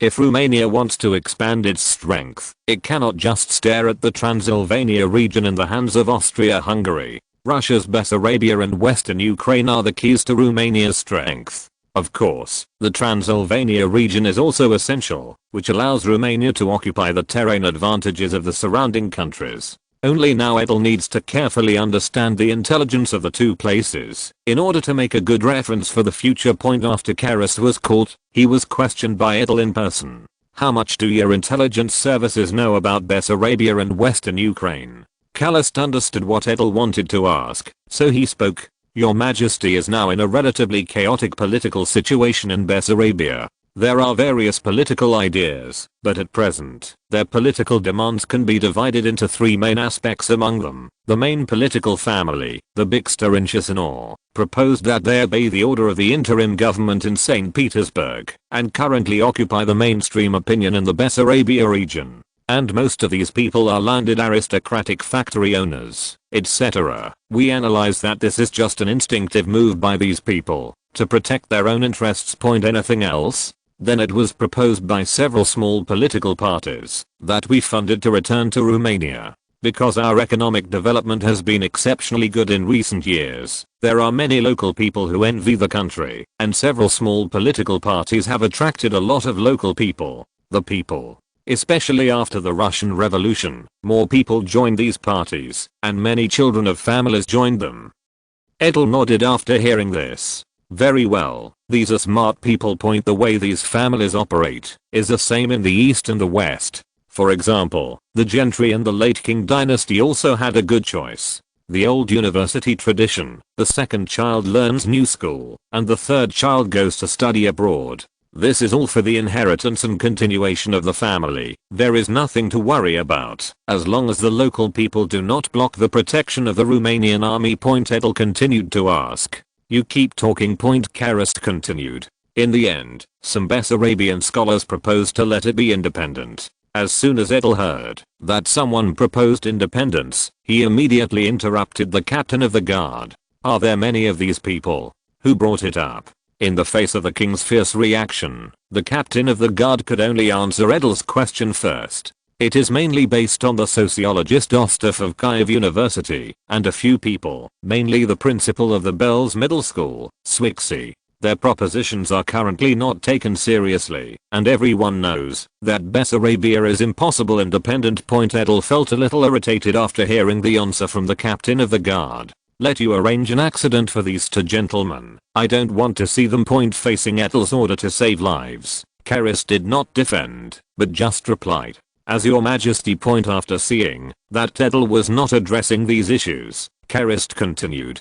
Western Ukraine is much more complicated than Bessarabia. How complicated it is, Edel also knew, after listening to Karras' explanation. Under the Habsburg family, Galicia has more than 70,000 square kilometers of Western Ukraine, and more than 2 million Ukrainians on this land. They were not killed in the process of being conquered, nor were their homes destroyed in the war, making the West Ukrainians very submissive to the rule of the Habsburg family. The greatest good luck for Ukrainians was the result of the reforms of Queen Nezha and Joseph II, after being incorporated into Austrian rule. In the 1880s, Austria began to implement a series of radical reforms. First of all, in 1782, it announced the abolition of peasants' personal dependence on landlords, and gave peasants the most basic citizenship rights. Then in 1786, the peasants were stipulated that they only needed to work 3 days a week for the landlords. In 1787, the land used by the peasants and the land of the landlords were used, and the landlords were prohibited from disposing of the peasants' land at will. Finally, in 1789, it was announced that the abolition of the labor system would be replaced by land rent, and farmers could keep more than 70% of their harvests. 90% of Ukrainians in Austria lived in the countryside, and before the reforms, they were treated like slaves from Polish landowners. Therefore, this reform not only helped them get rid of the exploitation of Polish landlords, but also allowed them to obtain personal freedom nearly 50 years earlier than their Ukrainian brothers in Russia. 4. At the same time, Empress Catherine was strengthening the Russian-ruled Ukrainians who had imposed slave-like rule, and their emancipation had to wait until after the serfdom reforms of 1861. The Austrian Ukrainians benefited greatly economically, while allowing Ukrainians a great deal of religious and cultural independence. Catholic Ukrainians are grateful for the Austrian Emperor's policy of reciprocity between Roman Catholics and Greek Catholics, giving Greek Catholics equal status with Roman Catholics at the same time, to free the Ukrainians under Austrian rule from the dominance of Polish culture. The Austrians began to culturally reform the Ukrainian masses, although their purpose was only to cultivate an elite who obeyed Austria. However, with the tacit approval of the Austrians, the Ukrainians succeeded in promoting the Ukrainian language. In 1893 it had become Austro-Hungarian sanction for the use of Ukrainian in schools in Ukrainian inhabited areas, and by 1914 Galicia had more than 2,500 Ukrainian-speaking primary schools and 16 higher education institutions. Although Ukrainian personnel under Austrian rule sought sources from Russian culture, in contrast to Austrian rule, Russia not only prohibited the existence of the Greek Catholic Church, but even in 1900 Kiev did not allow the publication of books in the Ukrainian language. Differences in religious and cultural policies undoubtedly made the Ukrainians under Austrian rule grateful and loyal to the Habsburg family, for which they acquired a new one called Eastern Tyrol, Austria. It is precisely because of this loyalty to Austria that the Ukrainians showed a rare reactionary in the movement that swept across Europe's national awakening in the mid-19th century. In 1848 the Poles of Galicia tried to seek autonomy, but they were unsuccessful because of the opposition of the General Roslada led by the Ukrainians. After seeing the role of the General Roslada, the Austrians stingy grant the Ukrainians the right to vote for 25 of Galicia's 100 delegates. However, the political rights of Ukrainians under Austrian rule seem to be no more than that, regardless of Hungary's forcing the Austrian Empire into a binary Austrian-Hungarian Empire in 1867, and even ethnic groups such as Poland have obtained huge political autonomy. Perhaps in order to fight for more rights, or perhaps being carried away by the gift of Austria. General Roslada tried to organize armed forces to help the Austrian government suppress the Hungarian Revolution. This is not the first time that Ukrainians have proposed to form armed forces. In 1846, Ukrainians have proposed to establish national army and citizen self-defense forces in rural areas, but it is the first time that Ukrainians have proposed to fight for the Habsburg family. For some reason, Austria did not agree with this suggestion. With the outbreak of the First World War, Austria-Hungary appeared the first Ukrainian independent army, nearly 70 years after they asked for a separate armed force. It is even more ironic that the Ukrainians who are loyal to the Habsburg family have been unable to realize their desire to form an armed force for a long time, while other ethnic groups have already realized it. The gap between this ideal and reality is actually the distrust of the Austrians and the Ukrainians, and this distrust will bring more serious disasters to the Ukrainians in the subsequent World War I. In the short period before World War I, the Austro-Hungarian army expanded from more than 180,000 in 1912 to 2.3 million in 1914. In the Austro-Hungarian Empire, there was a split within the Ukrainians under the rule of the Austro-Hungarian Empire. Ukrainians who fled Galicia hope that their compatriots will welcome the Russian army as liberators. Ukrainians, known as the Ukrainian Liberator Union, hoped to rely on Germany to realize the dream of Ukraine's independent statehood. The Ukrainian General Rada called on the Ukrainians to join the Austro-Hungarian army and prepare to fight for the greatest friend Austria against its worst enemy Russia. Therefore, 250,000 Ukrainians, who accounted for 8% of the population of the Austro-Hungarian Empire, joined the army of the Austro-Hungarian Empire, accounting for about 10% of the army of the Austro-Hungarian Empire. After the Austro-Hungarian Empire recruited 250,000 cannon fodder from Galicia and other places, it still rejected the request to establish a Ukrainian legion composed of Ukrainians, although in order to establish this legion, the Ukrainian General Rada 30,000 Ukrainian youths have been mobilized. Moreover, the 250,000 Ukrainians conscripted by the Austro-Hungarian Empire were all dispersed into the regular army. Although the 15th Galician Infantry, the 24th Galician Bukowina Infantry and the 30th Galician Infantry Regiment were the overwhelming majority of the soldiers were Ukrainians.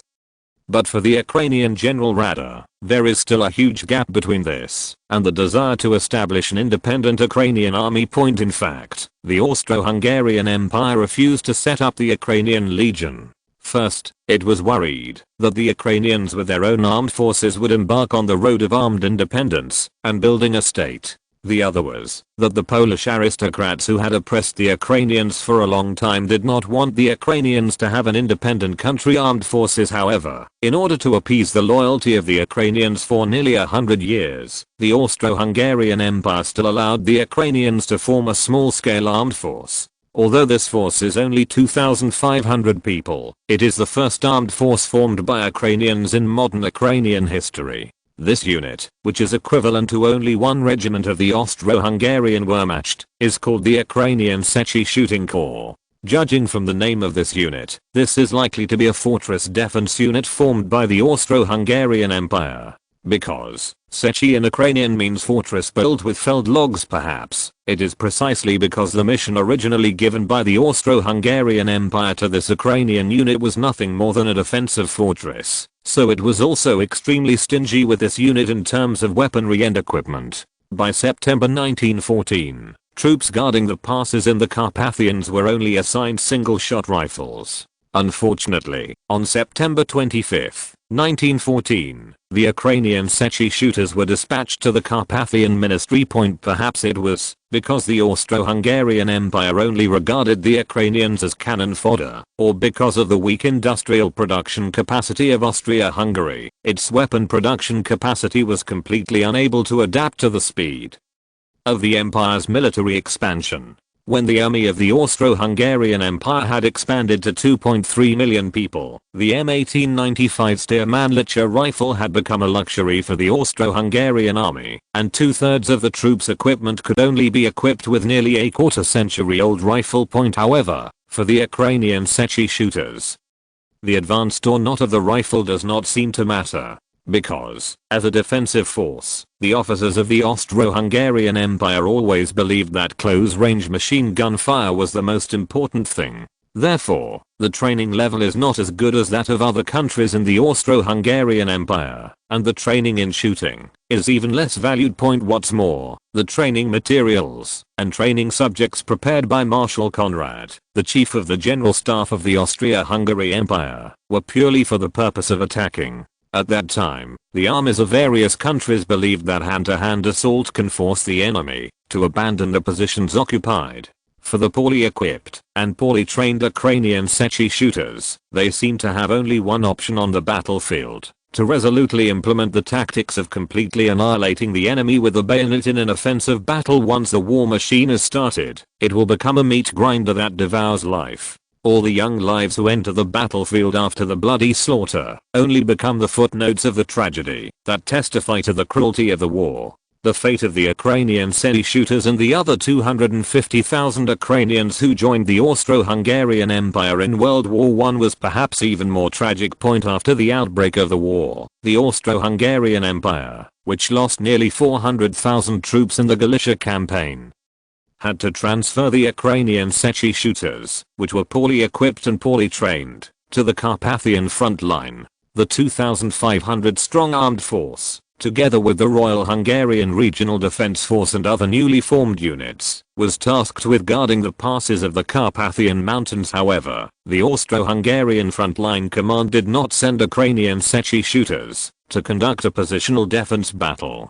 Instead, they were all divided into parts, and a group of 20 people was used to perform the task of infiltrating the rear of the Russian army. Perhaps the frontline commanders of the Austro-Hungarian Empire believed that the identity of the Ukrainian ethnic Ukrainians who shot the soldiers in the Ukrainian Secchi was the best cover, and could obtain a lot of intelligence in the Russian-ruled area. It is a pity that the opponent of the Ukrainian Secchi shooters who performed the infiltration mission was the elite Cuban Cossack Brigade of Tsarist Russia. As a result, although the Austro-Hungarian Empire successfully blocked the Russian army in the Carpathian Mountains in this battle, the Ukrainian Secchi shooters also lost hundreds of people. In the first battle, although the Ukrainian Secchi shooters completed their strategic tasks, they also suffered heavy losses. Perhaps for these ethnic Ukrainian warriors, the baptism of war was only the beginning of their tragic fate. In the future battles, they not only fought with the Ukrainians and the Russian army, but also staged the tragedy of the Ukrainians killing each other.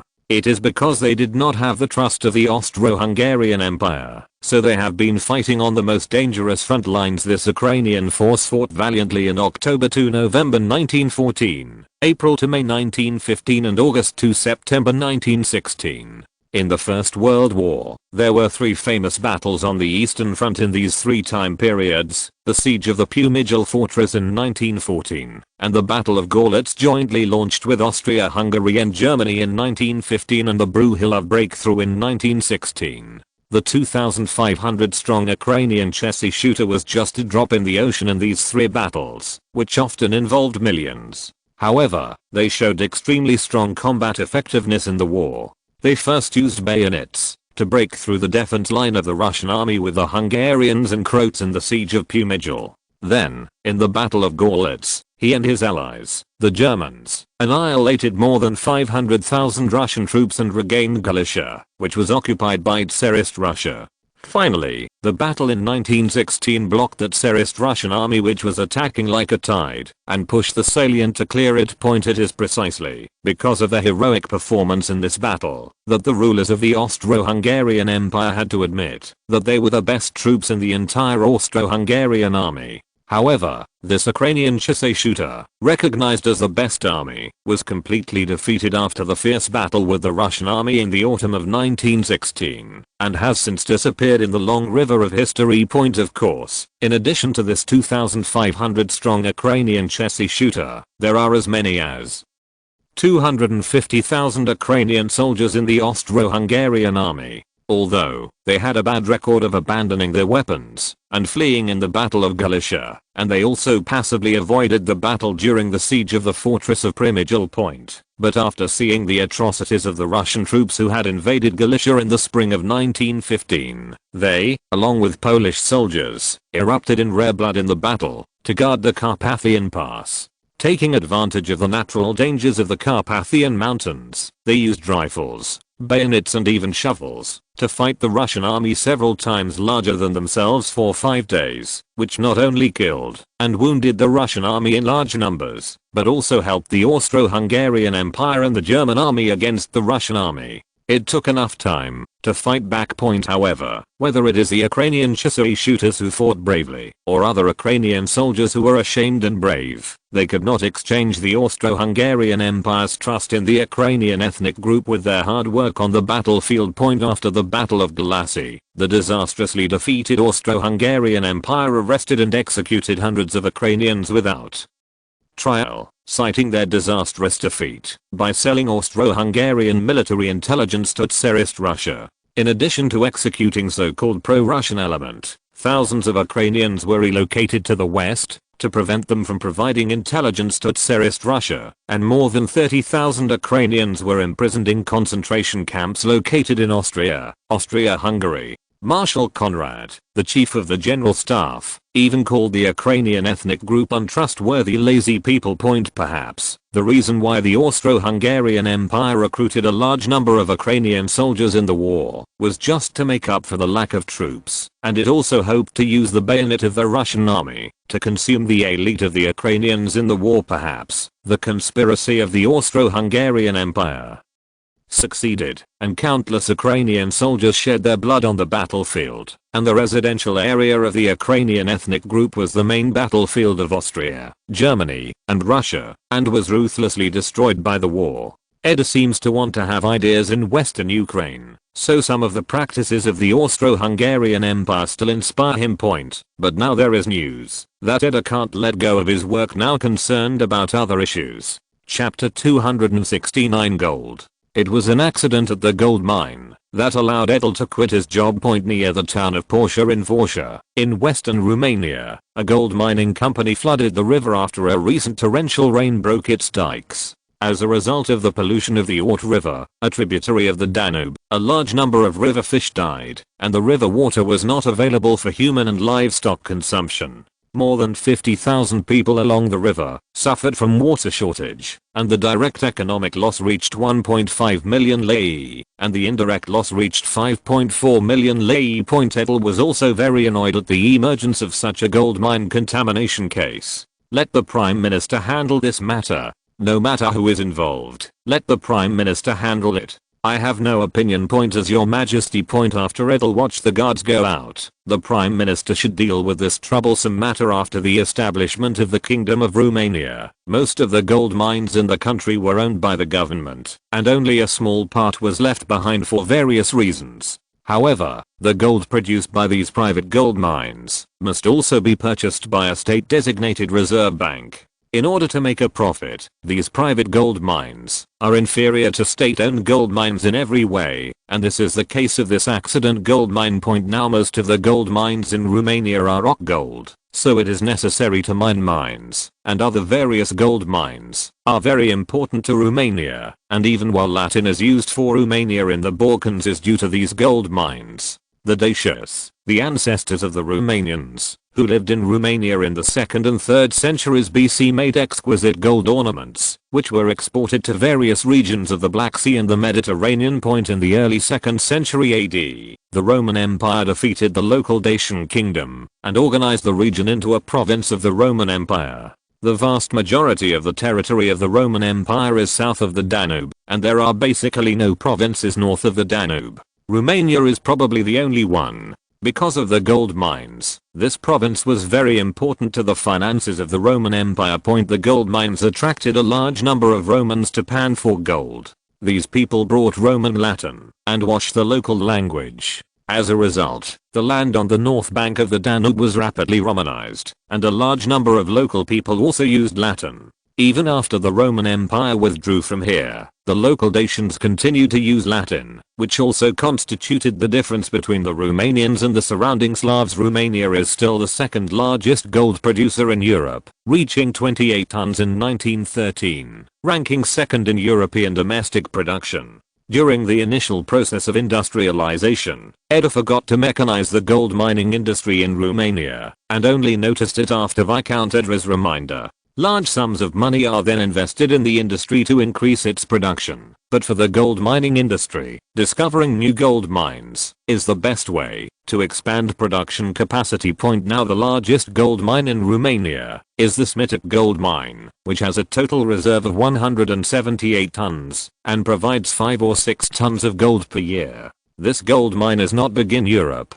Fortunately, there are many gold mines in the Carpathian Mountains, which makes Romania's production look very impressive, but it is still far from the current world gold production. In the middle of the 18th century, Russia discovered the gold mine on the slopes of the eastern slopes of the Ural Mountains. By 1840, the annual gold output in Russia had reached 43.5 tons. By 1847, the annual gold output in Russia accounted for 60% of the world's total annual output. But these achievements of the Russians paled in comparison with what was later achieved in California and Australia. Gold was discovered in California in 1848, and soon thousands of people gathered here to look for gold mines. In the first year, $250,000 of gold was produced, and in the second year, it increased by 40 times. After that, the gold production increased year by year. By 1852 production reached 77 tons, and in 1853 it reached 93 tons in 1851. 3 years after the discovery of gold in the United States, gold was also discovered in Australia. Australia's gold production also began to increase rapidly. In 1852, Australia produced 26.4 tons of gold, and in 1853, the annual gold output reached 70 tons. After that, South Africa discovered gold in 1886. In 1887, South Africa's gold output was only 1.2 tons. 5 years later, it increased 25 times to 30 tons. In 1898, it reached 120 tons, ranking first in the world. Until now, South Africa is the world's largest producer of gold and diamonds, and South Africa's proven gold reserves account for 40% of the world's total reserves. The UK has spent hundreds of millions of pounds winning these gold mines, and it is not a loss at all. The last train to catch up with the great development of gold and productivity in the 19th century was Canada. In 1896, two gold prospectors, Henderson and Carmack, discovered gold in the Klondike while fishing for salmon, and a new city, Dawson City, was born. Therefore, Romania's output is also ranked first in Europe, where the gold mines are barren, and it is still far from enough in the world. Although Romania's gold production is not high, Romania's gold reserves are not bad. Now Romania's gold reserves have reached 1,216 tons, which is already a record high. The growth of Romania's gold reserves is thanks to the help of the war. If it weren't for this war, how could Romania have obtained so much gold reserves? You must know that at the end of 1913, Romania only reserves 450 tons of gold, which is the result of industrialization. Otherwise Romania's gold reserves are even smaller, which shows how much gold Romania has harvested from the Allied berries and front point. After obtaining this gold, Romania can use this gold to issue more currency, to prosper the domestic economy. After major European countries banned gold exchange, the Romanian leu, which still adheres to the gold coin standard, can be said to be one of the few currencies in Europe that is still strong. A large amount of capital poured into Romania in pursuit of preserving value and making profits, but these took a small part of the capital that fled from Europe, and most of it was absorbed by the United States on the other side of the ocean. That's why the United States made most of the profits in World War I. Even if only a small influx of capital was obtained, it still brought a lot of help to the Romanian economy. Now the Romanian currency lei is not only used domestically, but also has a large influx of countries in the Balkans, as well as Austria, Hungary and Russia. Mainly because Romania still uses the gold coin standard. Gold coins are minted with a certain amount of gold as the currency unit as the standard currency. Gold coins can be freely minted and melted freely, with unlimited legal solvency, while limiting the casting and solvency of other coins. Auxiliary coins and banknotes can be freely exchanged for gold coins or equivalent gold, with gold as the sole reserve. This is the gold coin standard. Moreover, under this system, the disadvantages of price chaos and unstable currency circulation that exist under the double standard system can be eliminated. It ensures that the currency in circulation does not depreciate against the standard currency metal gold, and ensures the unification of the world market and the relative stability of the foreign exchange market. It is a relatively stable currency system. That's why Edel is so concerned about gold, and he also knows that this gold standard will continue to be oppressed until the end of World War II. Chapter 270 St. Petersburg Night. Both Karist and Miluk, who followed Edel's order, were doing a good job in Russia. In St. Petersburg, a cafe called Bakaton on Overstreet is full of customers who come to drink coffee. Although St. Petersburg is short of all kinds of supplies, this coffee shop has always been able to ensure that customers can drink satisfactory drinks, whether it is coffee from South America and the Caribbean, or black tea from India. You can taste it here. It can be seen from this that the energy of this coffee shop is not small, but it can be seen from these well-dressed customers that this coffee consumption is definitely not cheap. In a corner of the coffee shop, an unremarkable customer seemed to be waiting for someone when a man wearing a coat with a lowered hat came up to him and sat down. Sir, what would you like to drink? Facing the question, the guest who lowered the brim of his hat replied in a low voice, Jamaica coffee. Okay, just a second. After dismissing the reception, the new guest looked around and whispered, Bibovsky, what's the matter with calling me out now? You have to know that he just came back from abroad. We have nothing much to do. The unremarkable man, whom he called Bibovsky, took a sip of his coffee and asked, why can't I call you out, Mr. Dopanov? Dopanov was shocked by Povsky's tone and quickly explained, I'm sorry, I've been busy these days. There are too many things assigned in the organization. I'm a little too busy. Povsky did not answer Dopanov, but continued to ask, tell me what you've been busy with recently. In the face of his reply, Dopanov has no need to hide it. Okay. Then Dopanov talked about his work in this organization called the Bolsheviks, which he had sneaked into this illegal Russian party the previous year. However, in the face of the surveillance and persecution of the Russian government, the Bolshevik party did not develop smoothly. Dopanov has always been working in the lower level branch, handing out leaflets, posting propaganda slogans in the middle of the night, or delivering illegal underground newspapers or something. It was not until this year that Dopanov came into operation. To be precise, the Bolshevik party came into operation. In the January Revolution, the Bolshevik party exploded with foresight in the army and among the workers. Dopanov also got the status of a propaganda officer in a party branch in St. Petersburg and usually did a good job, even if he was busy. However, the series changed when Lenin returned home. First of all, before Lenin returned to China, he sent several letters of instruction, letters from afar, to the country in succession. Kamenev, who was the editor-in-chief of Pravda at the time and a major figure in the party, cut down Lenin's fierce criticism of the Socialist Revolutionary Party, the Mensheviks, and the Provisional Government. So Lenin's gunpowder-filled remarks about the Provisional Government became bland. In fact, this decision was not made by Kamenev alone, but was the result of discussions with Dzerzhinsky, Kanetsky and others. Comrade Steele is only Kamenev's deputy, not qualified to be the main leader. So after Lenin returned to China, he was furious when he saw that his words had been changed beyond recognition by them. As a leader, Kamenev actually agreed to negotiate with the interim government, and he still did not change his attitude after Lenin returned to China. Of course, he would be criticized as the main target. The honest man Dzerzhinsky was much more obedient, and he was changed after being criticized by Lenin. So Dopanov, who is in charge of the propaganda work, is much busier now.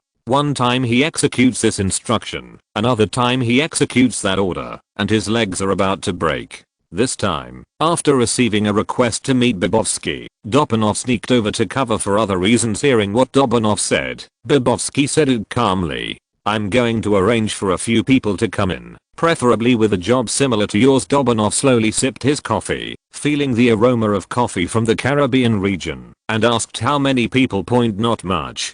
Bibovsky looked at Dopanov's movements. He said thoughtfully with a trembling in his heart, there are 3 people you need to arrange. No problem.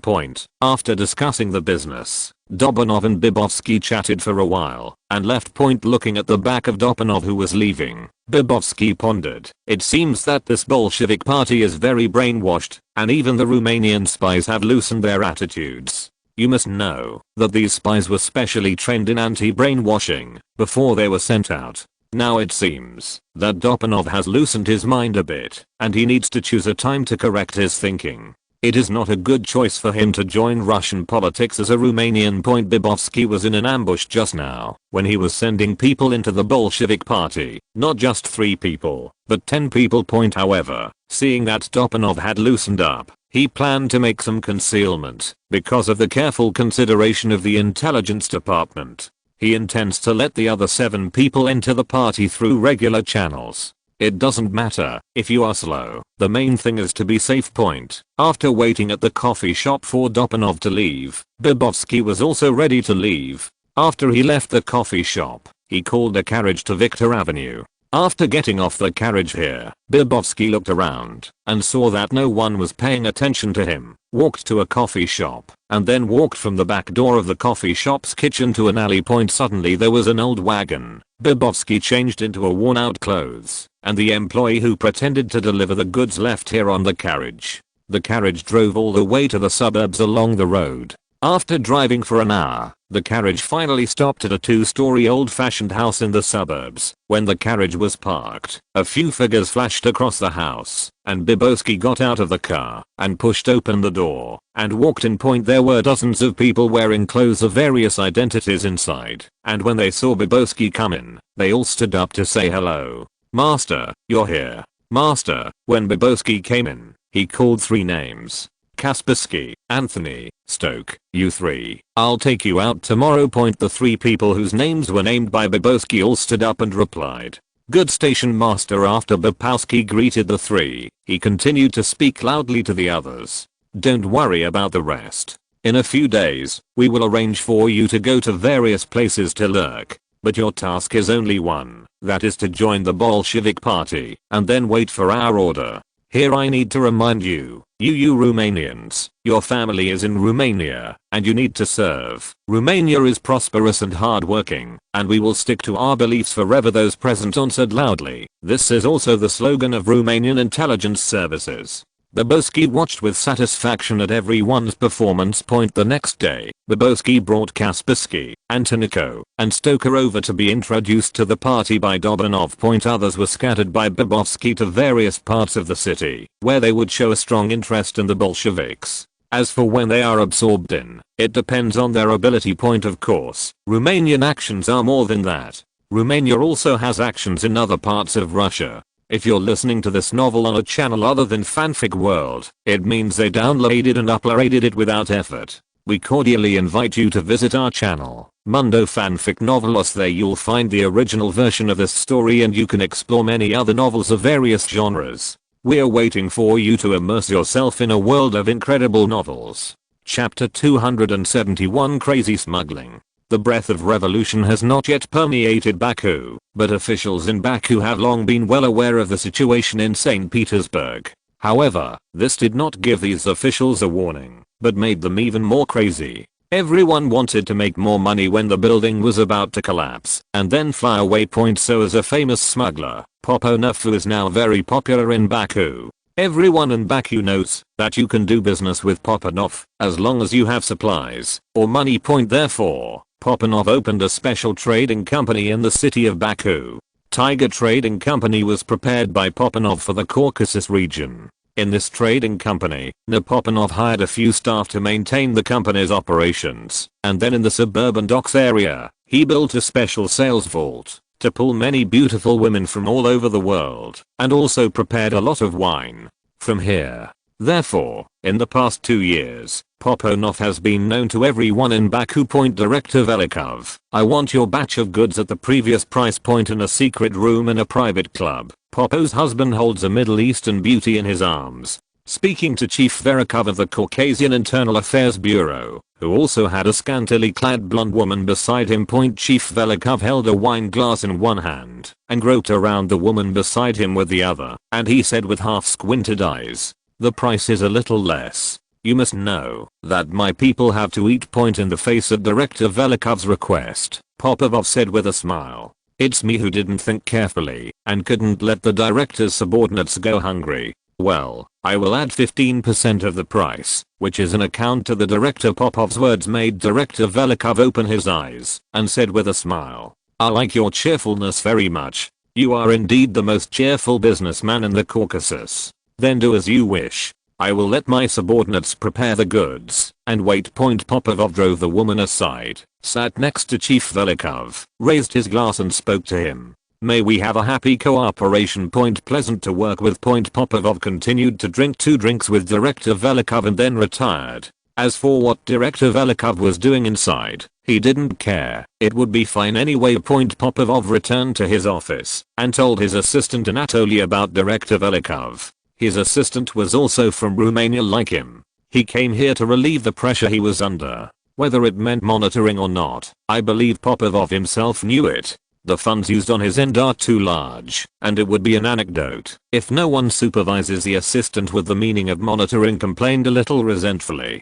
Damn it, every time the chief Velikov sells things that are 20% more expensive than others. This time it's more expensive. Does he want to cause so many people's dissatisfaction? Facing the complaints of his assistants, Popanov persuaded him. Okay Anatoly, as long as the Ministry of the Interior can secure the routes we deliver goods, it doesn't matter. It's a hard work for the Ministry of the Interior in Popanov's mind. Pulling Director Velikov into the water to protect the smuggling business is one of the things he is most proud of in the past 2 years. In the past, Director Velikov tried to trouble them from time to time, whether it was their gifts or the use of beauty tricks, all of which were ineffective. Finally, I found out that Director Velikov has a son with a congenital disease, and Popanov specially invited a very famous doctor from England to diagnose and treat him. At the same time, his son was sent to the United States in the name of recuperation, and his wife and relatives were sent to the United States together, which made Director Velikov finally join them.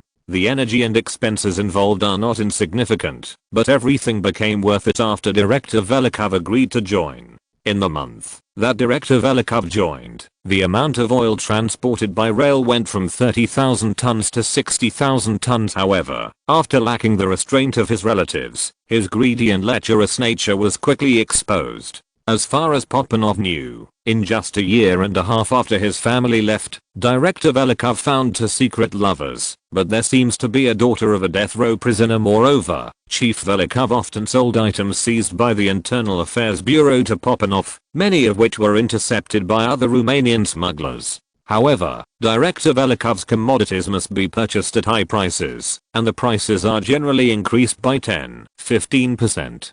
For various conveniences, Popanov also recognized his move, but this time the asking price reached 30%, which made Popanov feel a little strange, even though the price was opened by Popanov himself.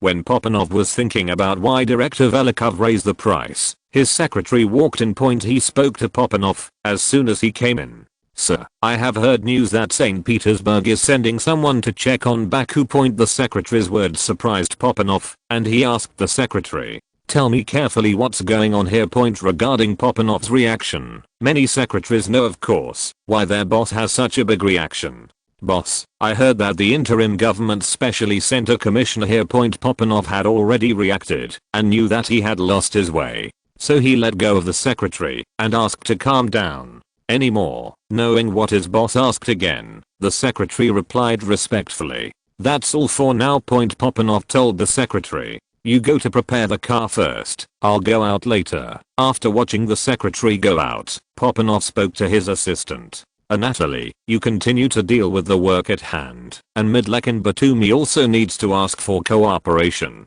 to help us. Assistant Anatoly nodded and said, no problem, I will send a telegram to Midlek in a while, and I will deal with the matter at hand quickly. Okay, thank you Anatoly. You are welcome. Popanov was ready to go out after putting on his clothes for going out, but stopped when he opened the door to go out and turned to Anatoly. This time, I'll go to inquire about the news first. If there is any other situation, please remember to let me know at any time. This time, I always feel that St. Petersburg sent people a little bit badly this time. Do you have any news? No, it's just my intuition, maybe just my delusion. After Popanov finished speaking, he strode out of the door. He is now going to the well-informed Mayor Petronovich to inquire about the specifics of the news. PS. Mantow is here to say in advance that I will write 200,000 words this month. This is a last-ditch effort. If I still don't have enough to live, I can only go to work. In addition, let me say that I updated 120,000 words last month and got 2400. Please remember this book's first domain name. Mobile version reading website, chapter 272 Shelov. 1. Mr. Popanov, what wind brought you here? In the mayor's office, Mayor Petronovich greeted Popanov warmly. Petronovich was also fed by Popanov with money, so it is appropriate to say hello in advance to his sponsor. Facing Mayor Petronovich's warm greeting, Popanov of course responded with a smile, while holding back his impatience. Of course it's been too long since I saw your excellency the mayor. We haven't been together for half a month. so this time I'm uninvited, so don't blame me for being too rash. Hearing Popanov's words, Petronovich just listened, but he knew that Popanov would rarely come to his government department. There must be something to come to him this time. But Petronovich is not in a hurry, but he knows a lot of information. It all depends on what Popanov wants. Petronovich, as the mayor of St. Petersburg, is of course better informed than others, which is what Popanov needs. After the two chatted for a while, Popanov was the first to speak. Mayor Petronovich, this time I came here to find out. I heard that St. Petersburg sent a special envoy to come. I don't know if this news is true. It's true, said the mayor of Petronovich, and he went on. And I also know this envoy. Seeing that Petronovich was selling the key, Popanov also talked about it very interestingly. I wonder if your excellency the mayor can introduce one or two. It's simple. Petronovich began to speak. It turned out that the new Minister of Finance, Mikhail Tereshchenko, proposed to send special envoys to various local governments to supervise the collection of finances under the circumstance of the shortage of funds for the interim government.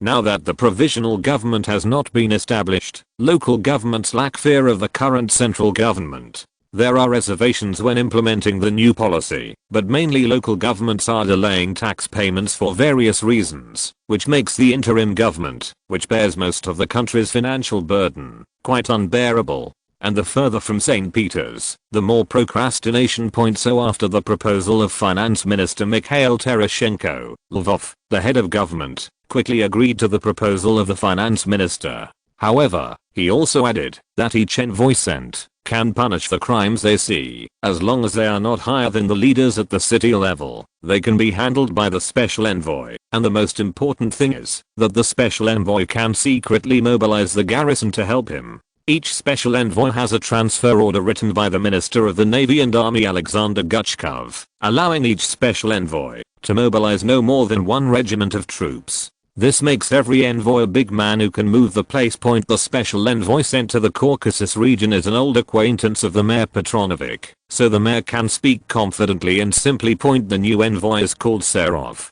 He and I used to be neighbors. We grew up together, and we even chose St. Petersburg University for the university. It was not until I went out to work that there was much less contact, but this time it was not knowing why Spalov is the envoy. He is not from the Constitutional Democrats. Hearing what Mayor Petronovich introduced, Popanov stepped forward and asked in a low voice, I don't know what your excellency special envoy Shalov likes. I'll make preparations so that the special envoy can return with satisfaction. Hearing Popanov's words, Petronovich said casually, Shalov likes beautiful women, especially blonde women with prominent bodies. I know him too well for this kid, and he's just fine with that. After Popanov got the hobby of the special envoy of Serov from Mayor Petronovich, he immediately activated his ability and went everywhere to find beautiful blondes with prominent figures. But don't say, he really found a few pretty good blonde beauties, and one of them named Valia was the most satisfying to Popanov. This Valia has natural wavy blonde hair, bright big eyes that seem to be able to speak, and plump lips showing charming true colors. Snow white long legs and a small waist make the S-shaped figure quite prominent. He is also a student of Kyiv University and only came to Baku last year for work reasons. Popanov paid a lot of money for this stunner because this Valia was still perfect. If it wasn't for the special envoy Shalov, he would like to get some money back by himself. Of course, in addition to beauties, famous wines of various tastes, and banknotes are all prepared for the special envoy of Shalov. Thanks to the present Russian roads, the Serov envoy waited a week until Popanov was ready to arrive in Baku. As the most important economic city in the Caucasus, Baku and the Russian government also have their own unique position, so the second stop of the special envoy of Serov is Baku. Shalov didn't expect it to be you, and now you've become a special envoy. His Excellency Mayor Petronovich greeted special envoy Serov with officials and prominent figures. The Shalov envoy was a small man with an easygoing smile that didn't look like he was looking for trouble. Popanov also mingled with the welcoming crowd, observing the Shalov envoy. Don't say that, Petronovich, don't you know me? It's because my family won this job for me, otherwise I wouldn't be here. Serov said to Mayor Petronovich with a shy smile. After a brief conversation between the two, Mayor Petronovich introduced key Baku officials and prominent figures to Serov. Popanov, also a prominent figure in Baku, had a face-to-face with Serov. However, Popanov always felt that the special envoy Shelov looked at him was a little playful and had a feeling of inexplicable point. After introducing other people to Serov, Mayor Petronovich got into a carriage with Serov. He asked in the car, "How are you getting along with the two Nicholas lords?" Serov tugged at his bow tie and said to Mayor Petronovich with a smile, "Don't you know me? Can you have any conversation with the two big figures? Even the main figures of the interim government can't do anything about them." The two were talking about the Caucasus governor being Grand Duke Nikolai Nikolaevich and the military chief being Admiral Nikolai Yudnich, both of whom were very influential figures in Russia. Therefore, even Serov, who was the special envoy of the imperial envoy, did not dare to do anything in front of him. Serov, who obviously didn't want to talk about the subject, said it instead. "I heard that there is a businessman named Popanov in Baku, and his ability is very good." If Serov pointed something, Mayor Petronovich was unmoved, as if he did not recognize Popanov in his mouth. "There is such a person. Why do you want to meet him?" Shelov said it generously. "I will meet this interesting businessman someday, when I have time." Popanov, who was still following behind, didn't know that he was really missed this time. Please remember this book's first domain name. Mobile version reading website, chapter 273 Shelov, part 2. "Hello, Mr. Popanov." Serov really did something extraordinary, and the next day, he met this amazing businessman with great fanfare at the place where he stayed. In the face of Serov's undisguised freedom, Popanov didn't know what idea he was playing, so he had to agree. "Your Excellency Special Envoy, hello. I didn't know you were looking for me." Special Envoy Shelov reached out to stop Popanov's speech. "My friends call me Shelov, and I like to be called Yuri. I think it's not good for the Special Envoy to show that we are too different. Then take the liberty to call Your Excellency Mr. Yuri." Popanov didn't know why this Shelov said this, but he could only follow Shelov's words. Although he didn't know why Shelov would look for him so politely, it probably had a lot to do with what he did. Just call Yuri, plus Mr. is too raw. Serov's words made Popanov feel that the danger was approaching, and a special envoy of the Russian government who was powerful in the Russian government was speaking to him like this, which seemed to be a big deal. But now Popanov can only see the tricks and see what Mr. Yuri is planning. After thinking about this, Popanov told Serov, overjoyed like a businessman who had climbed to a high branch, "Then I'll call Your Excellency Yuri. I really didn't expect me and you to have such a relationship with Yuri." Serov poured 2 glasses of wine himself, handed one to Popanov and said, "Since we are friends now, may I ask you to do me a favor as a friend?" Popanov's inner alarm sounded, and he pretended to be interested. "What a favor? As long as I, Popanov, can do it, I'll be willing to help." Shelov said it with all his might. "Can you help me find out how much is smuggled in the Caucasus?" Popovich held down his beating heart and spoke with a trembling voice. "His Excellency Special Envoy, I'm just a businessman. How could I know these contents? Is there a misunderstanding?" Seeing Popov's somewhat panicked face, Serov took out a document and read it. Popanov, formerly known as Jan Sragais, is from Romania and is now the largest smuggler in the Caucasus. According to investigations, he accounts for 67% of the smuggling share in the Caucasus, of which Baku oil smuggling is the most lucrative part. So it operates most reliably in Baku. Serov was seriously in front of Popov, reading his information. Shelov likes to crush a person's heart in person. Seeing his targets collapsed, remorseful, fearful expression made him feel human. So he was waiting for Popov's reaction. In fact, Popov's heart is full of fear now, and he has almost forgotten the training he received in Romania for the pressing of the special envoy of Serov. But seeing Serov didn't call for someone to arrest him, it made Popov feel that there might be hope. Popov used his brain to think about what he had that deserved Shelov's attention. Is it your network in the Caucasus? Your identity as a smuggler? Or his Romanian identity? Looking at Popov's eager thinking, Serov directly opened the answer. "Popo, do you know why I didn't catch you, the biggest asshole in the Caucasus?" Serov didn't wait for Popov to explain, stared at him and answered himself. "That's because you're useful to me now." Shelov's words made Popov a sigh of relief. Although I don't know what it is for this Shelov, I believe that I'm useful, indicating that at least the current smuggling network will not be destroyed by this special envoy, which is good news for Popovov. Popovov's expression, Serov said again. Do you know how useful you are? Is it the network I smuggled? Facing Popov's answer, Serov replied. It's one aspect.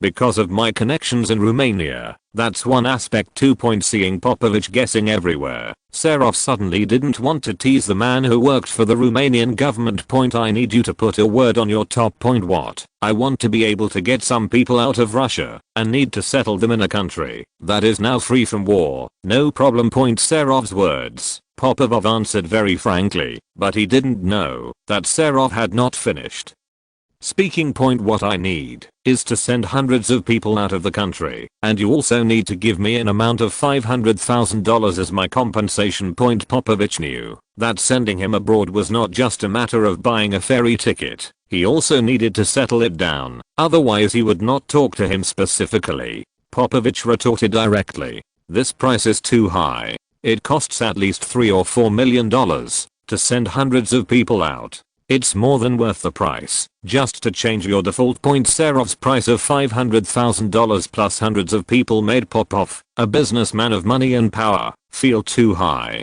You must know that the two Nicholas's excellency only took so much. The Shelov envoy he can't take this amount. You must know that with this money, Popovov dared to arrange an accident for this Shelov his excellency 50,000 tons of crude oil profit. Facing Popov's rebuttal, Serov said with a smile. And what about adding something else? In the face of Serov's betrayal, Popovich had to pick it up. Add what? Shelov continued with a smile. 100,000 tons of grain stored in Tsaritsyn, Stalingrad, and 20,000 cattle and sheep. Looking at the puzzled Popov, Serov briefly introduced the origin of these goods. In fact, Serov asked Popovov to arrange hundreds of people to go abroad, because these people were considered to be more than a dozen nobles who supported the Tsar in this Russian revolution, but they were mainly small and medium-sized nobles. These nobles did not have a good impression of the outbreak of the revolution, but they had no ability to stop it, so they planned to leave Russia, but they just left Russia and needed money to live in other places, and Serov is the representative of these nobles who jointly launched the provisional government, and it happens that the mayor of Tsaritsyn is a member of one of the nobles. After exchanging many benefits, Serov became a special envoy to the Caucasus and began to prepare the plan. After hearing Shelov's explanation, Popovov felt that it was still feasible, but it needed to be sent to the country for instructions. However, I believe that Shelov will like the gift prepared by myself. Your Excellency Special Envoy, I still need to ask the country for instructions on your condition, but I believe it's not a big problem. Popovich first praised and then continued.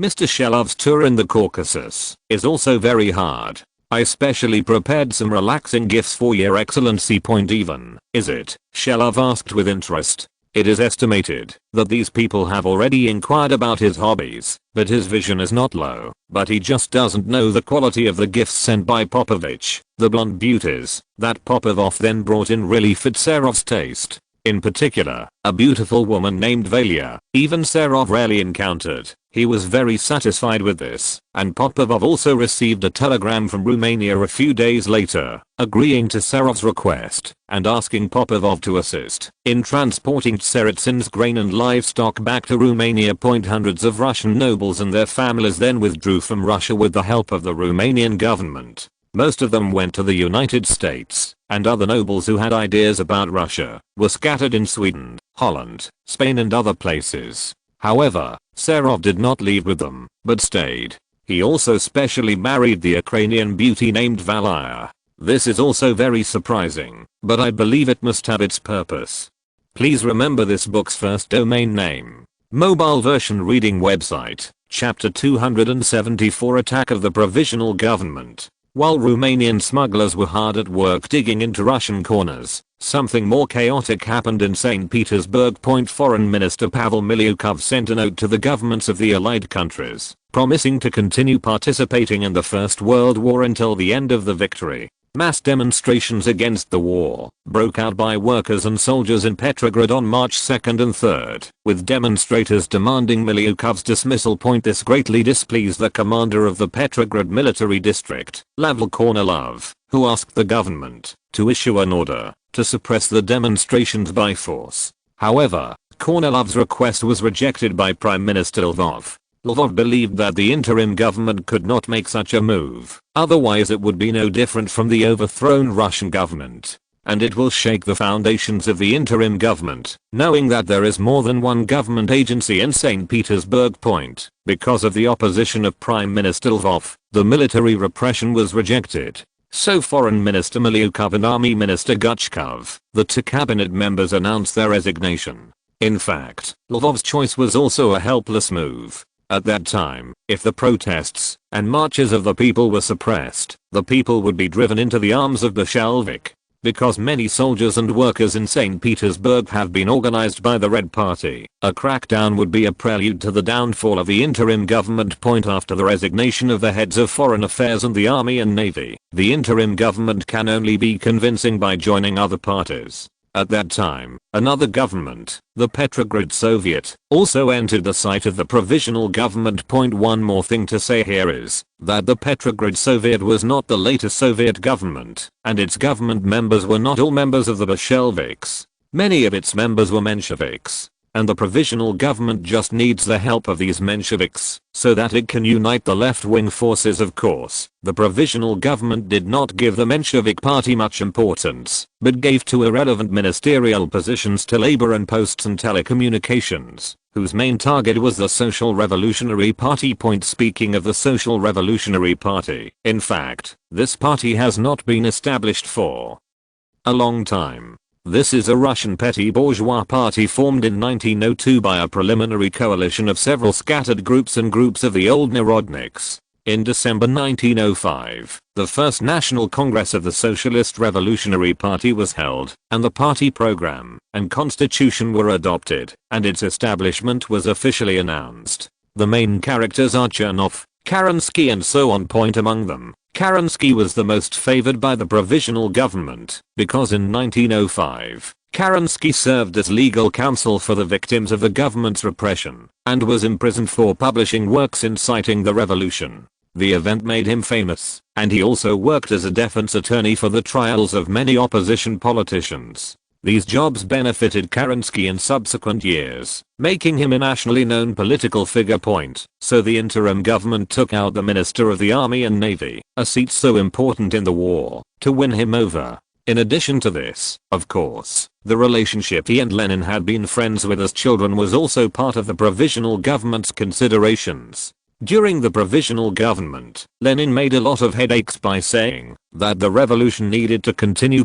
So, who is this well-known head of the Socialist Revolutionary Party? Mr. Kerensky. Kerensky's full name is Alexander Vdolovich Kerensky. On May 4, 1881, he was born in Simbirsk on the Volga River in Russia, now Ulanovsk, Russian Federation. Lenin was also born in the same place. His mother was from a noble family, and his father was a teacher and principal of a local middle school. And Lenin finished middle school under his father, so Kerensky and Lenin were good friends. Unlike Lenin, Kerensky received his law degree in 1904, the same year he married the daughter of a Russian general. Then in 1912 Kerensky was elected to the State Duma.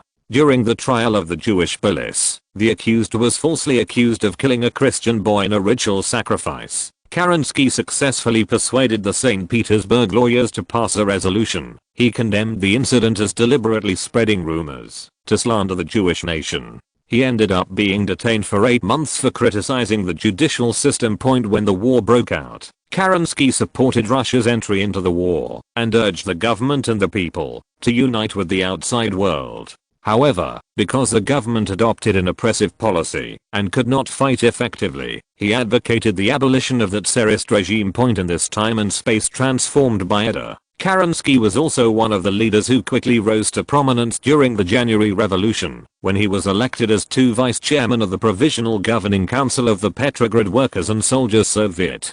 This is also one of the main reasons why the interim government needs to be fancy, because it can reconcile the contradictions between the two governments, even if the Petrograd Soviet does not allow its members to participate in the interim government. Facing the olive branch extended by the interim government, Kerensky happily accepted the post. This made the relationship between the Socialist Revolutionary Party and the Bolshevik Party very delicate, and it is not yet known how this change will turn out. On March 15, 1917, the two sides negotiated an agreement, and 5 socialist ministers entered the cabinet. They are Army and Navy Minister Alexander Kerensky, Social Revolutionary Party; Minister of Justice Pavel Pereversev, Social Revolutionary Party; Agriculture Minister Viktor Chernov, Socialist Revolutionary Party; Labor Minister Matvey Skobelev, Menshevik; Minister of Posts and Telecommunications Irakli Tsereteli, Menshevik. After the provisional government absorbed some members of the Petrograd Soviet, the leftist Bolsheviks in the Soviet quickly rose. The government is considering its functions and the satisfaction of the people, but it has not considered the issue of party ideology. Because of the presence of both left and right ministers in the interim government, it is often two-sided and unable to formulate decisive policies. So the policies that led to the provisional government were always unpopular, and because of the proliferation of smuggling, which made the situation all over Russia worse, the people were gathering dissatisfaction. In fact, members of the interim government knew about these situations, but because of the war, Russia's economy had been fragmented, and the interim government had no good solution. Therefore, using the performance of the battlefield to divert the attention of the people became one of the few options for the interim government. Therefore, after Kerensky served as Minister of the Army and Navy, the interim government gave him a lot of support in the army, replacing officers on the front line who are dissatisfied with continuing to fight, suppressing war weariness among soldiers. To be honest, these actions quickly restored the morale of the Russian army that had collapsed, but not much. They just adjusted the collapsed army to be about to collapse, but the army's mood was still not high. But the bad domestic situation made Kerensky unable to take your time to deal with the situation of the army. So on May 1st, Kerensky ordered the frontline army to launch an attack on the German-Austrian forces. So the Russian provisional government's attack began in such a hasty situation. Chapter 275 Speed up the process. It was a complete failure. In the Romanian royal palace, Edel took the latest battle report and said to the captain of the guard who brought it. Facing the kingdom's sigh, Kerensky couldn't help but say it. I really didn't expect the situation in the Russian army to become so ugly. What the two were talking about was the scene of the fiasco of the Russian offensive led by Kerensky in May. In fact, the fiasco is to put money on the face of the Russian army. In fact, the German and Austrian troops on the Eastern Front are rushing into the Great Plains of Eastern Europe like no one, and the only thing that restricts them is the supply line. In fact, in this battle led by Kerensky and commanded by the famous Russian General Brusilov, the estimate of morale was far from enough, and they were more to ensure sufficient supplies on the front line. In order to let Russia continue to fight with peace of mind, Britain and France brought in a large amount of munitions that Russia desperately needed. The abundance of weapons, ammunition, clothing, food, and medicine was unprecedented. So much so that Brusilov, the army chief of staff and former enemy commander-in-chief, declared that the Russian army was fully prepared. In fact, Russia is prepared in material, but not at all in the key soldiers. The impact of the revolution affected all aspects of Russia, and the entire society was in a state of confusion about the future path, especially the army. The bulk of the Russian infantry was made up of peasants, many of whom no longer wanted to fight. Before the January Revolution, more than 1 million soldiers had escaped and disappeared.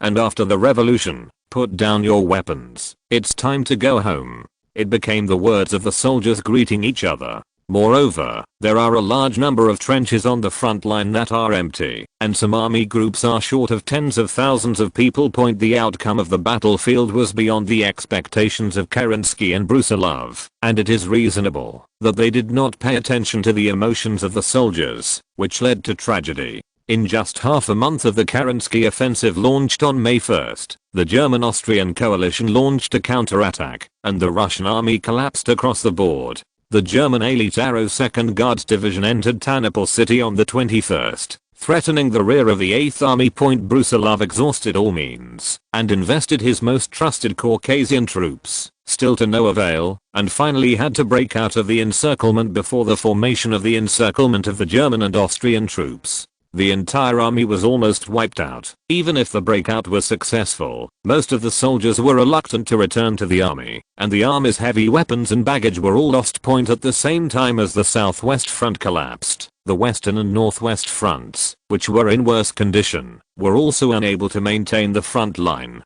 In the process of retreating, it caused great chaos and a wave of escape. In just a few days, when the German and Austrian armies counterattacked, their advance distance reached 150 kilometers, far exceeding the previous state. Most notably, the Austro-Hungarian army showed its bravery against the Russian army alone for the first time. Its 7th Army took the lead in launching a counterattack, and the Russian 8th Army was defeated and retreated, which was completely different from the style of the previous Eastern Front war. It also shows how weak the Russian army is. The entire Russian front, after the Kerensky offensive, was on the verge of collapse, and the Germans could no longer resist a single blow. Now the Russians can no longer fight, and there is no way for God to come. Just don't know when it will cause domestic conflicts in Russia. Edel thought to herself. According to the current situation, the famous October Revolution is likely to be rescheduled, but I don't know what it will look like. But no matter what it looks like, Russia's strength will be weakened a lot during this period. Edel now ignores Russia's next move, and now needs to ensure Romania's interests. Edel stood up, and looked at the map, and told the captain of the guards, "You and Milak will increase the exploration and intelligence work in Transylvania, Bessarabia, Eastern Hungary, Austrian Galicia, Ukraine, and Bulgaria. Funding is not a problem, it must be precise and detailed. Yes, Your Majesty, I will arrange it when I go back." In response to Edel's request for increased intelligence work in the area around Romania, of course Karist will comply, because he has already felt from Edel's words, many of which have their own kings in mind.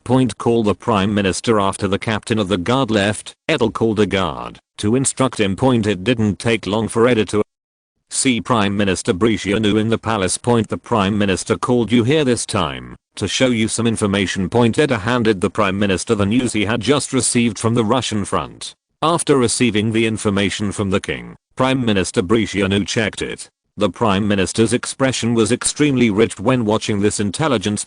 Your Majesty, it seems that we need to wait for the negotiations with the Allied powers at present. After such a defeat, Russia is likely to withdraw from the war. If so, the German and Austrian armies will be freed up, and we are no better than Russia. Edel also knows the Prime Minister's words, and this is also the view of the current dignitaries of neutral countries on the current situation. After the United States entered the war, one-sidedly optimistic about the victory of the Allied powers, and there was another wave. Now that Russia is on the brink of collapse, I believe that the Allies will never give up such an opportunity. Facing the Prime Minister's signal, Edel also had his own ideas. The Romanian army has been training for more than 10 years, and it also needs to be seen by the world. The previous performance in the Second Balkan War was too brief to be a concrete reference. Now facing the German-Austrian coalition, mainly looking at the performance of the German army, Edel also wants to see how his army performs against the strongest army in the world. But it is mainly because of this that Romania can gain the greatest benefit. Facing the suggestion of Prime Minister Bricianu, Edel gave his own price. Prime Minister, you still need to continue talking. But our conditions have to be changed, and the Austrian Galicia region has joined our conditions. Seeing Edel's overweight condition, Prime Minister Bricianu thought that it was the king's request to let the allied group retreat. Your Majesty, I will add our request to the next negotiation. Facing the Prime Minister's answer, Edel was still very satisfied. He took out a document from the drawer and handed it to the Prime Minister. This is our condition, and we can negotiate slowly with the allies. But as long as they agree to the above requirements, we will definitely join the war. Faced with the pale blue document bag that the king handed him, the Prime Minister felt a great responsibility. I didn't expect that the king would make the final request for Romania's participation in the war at this time. In fact, this is also what Edel did on purpose, because now Romania has a lot of connections with Germany, which are all connections brought about by Germany's huge investment. Even now, Romania's total investment from Germany is still as high as £63 million.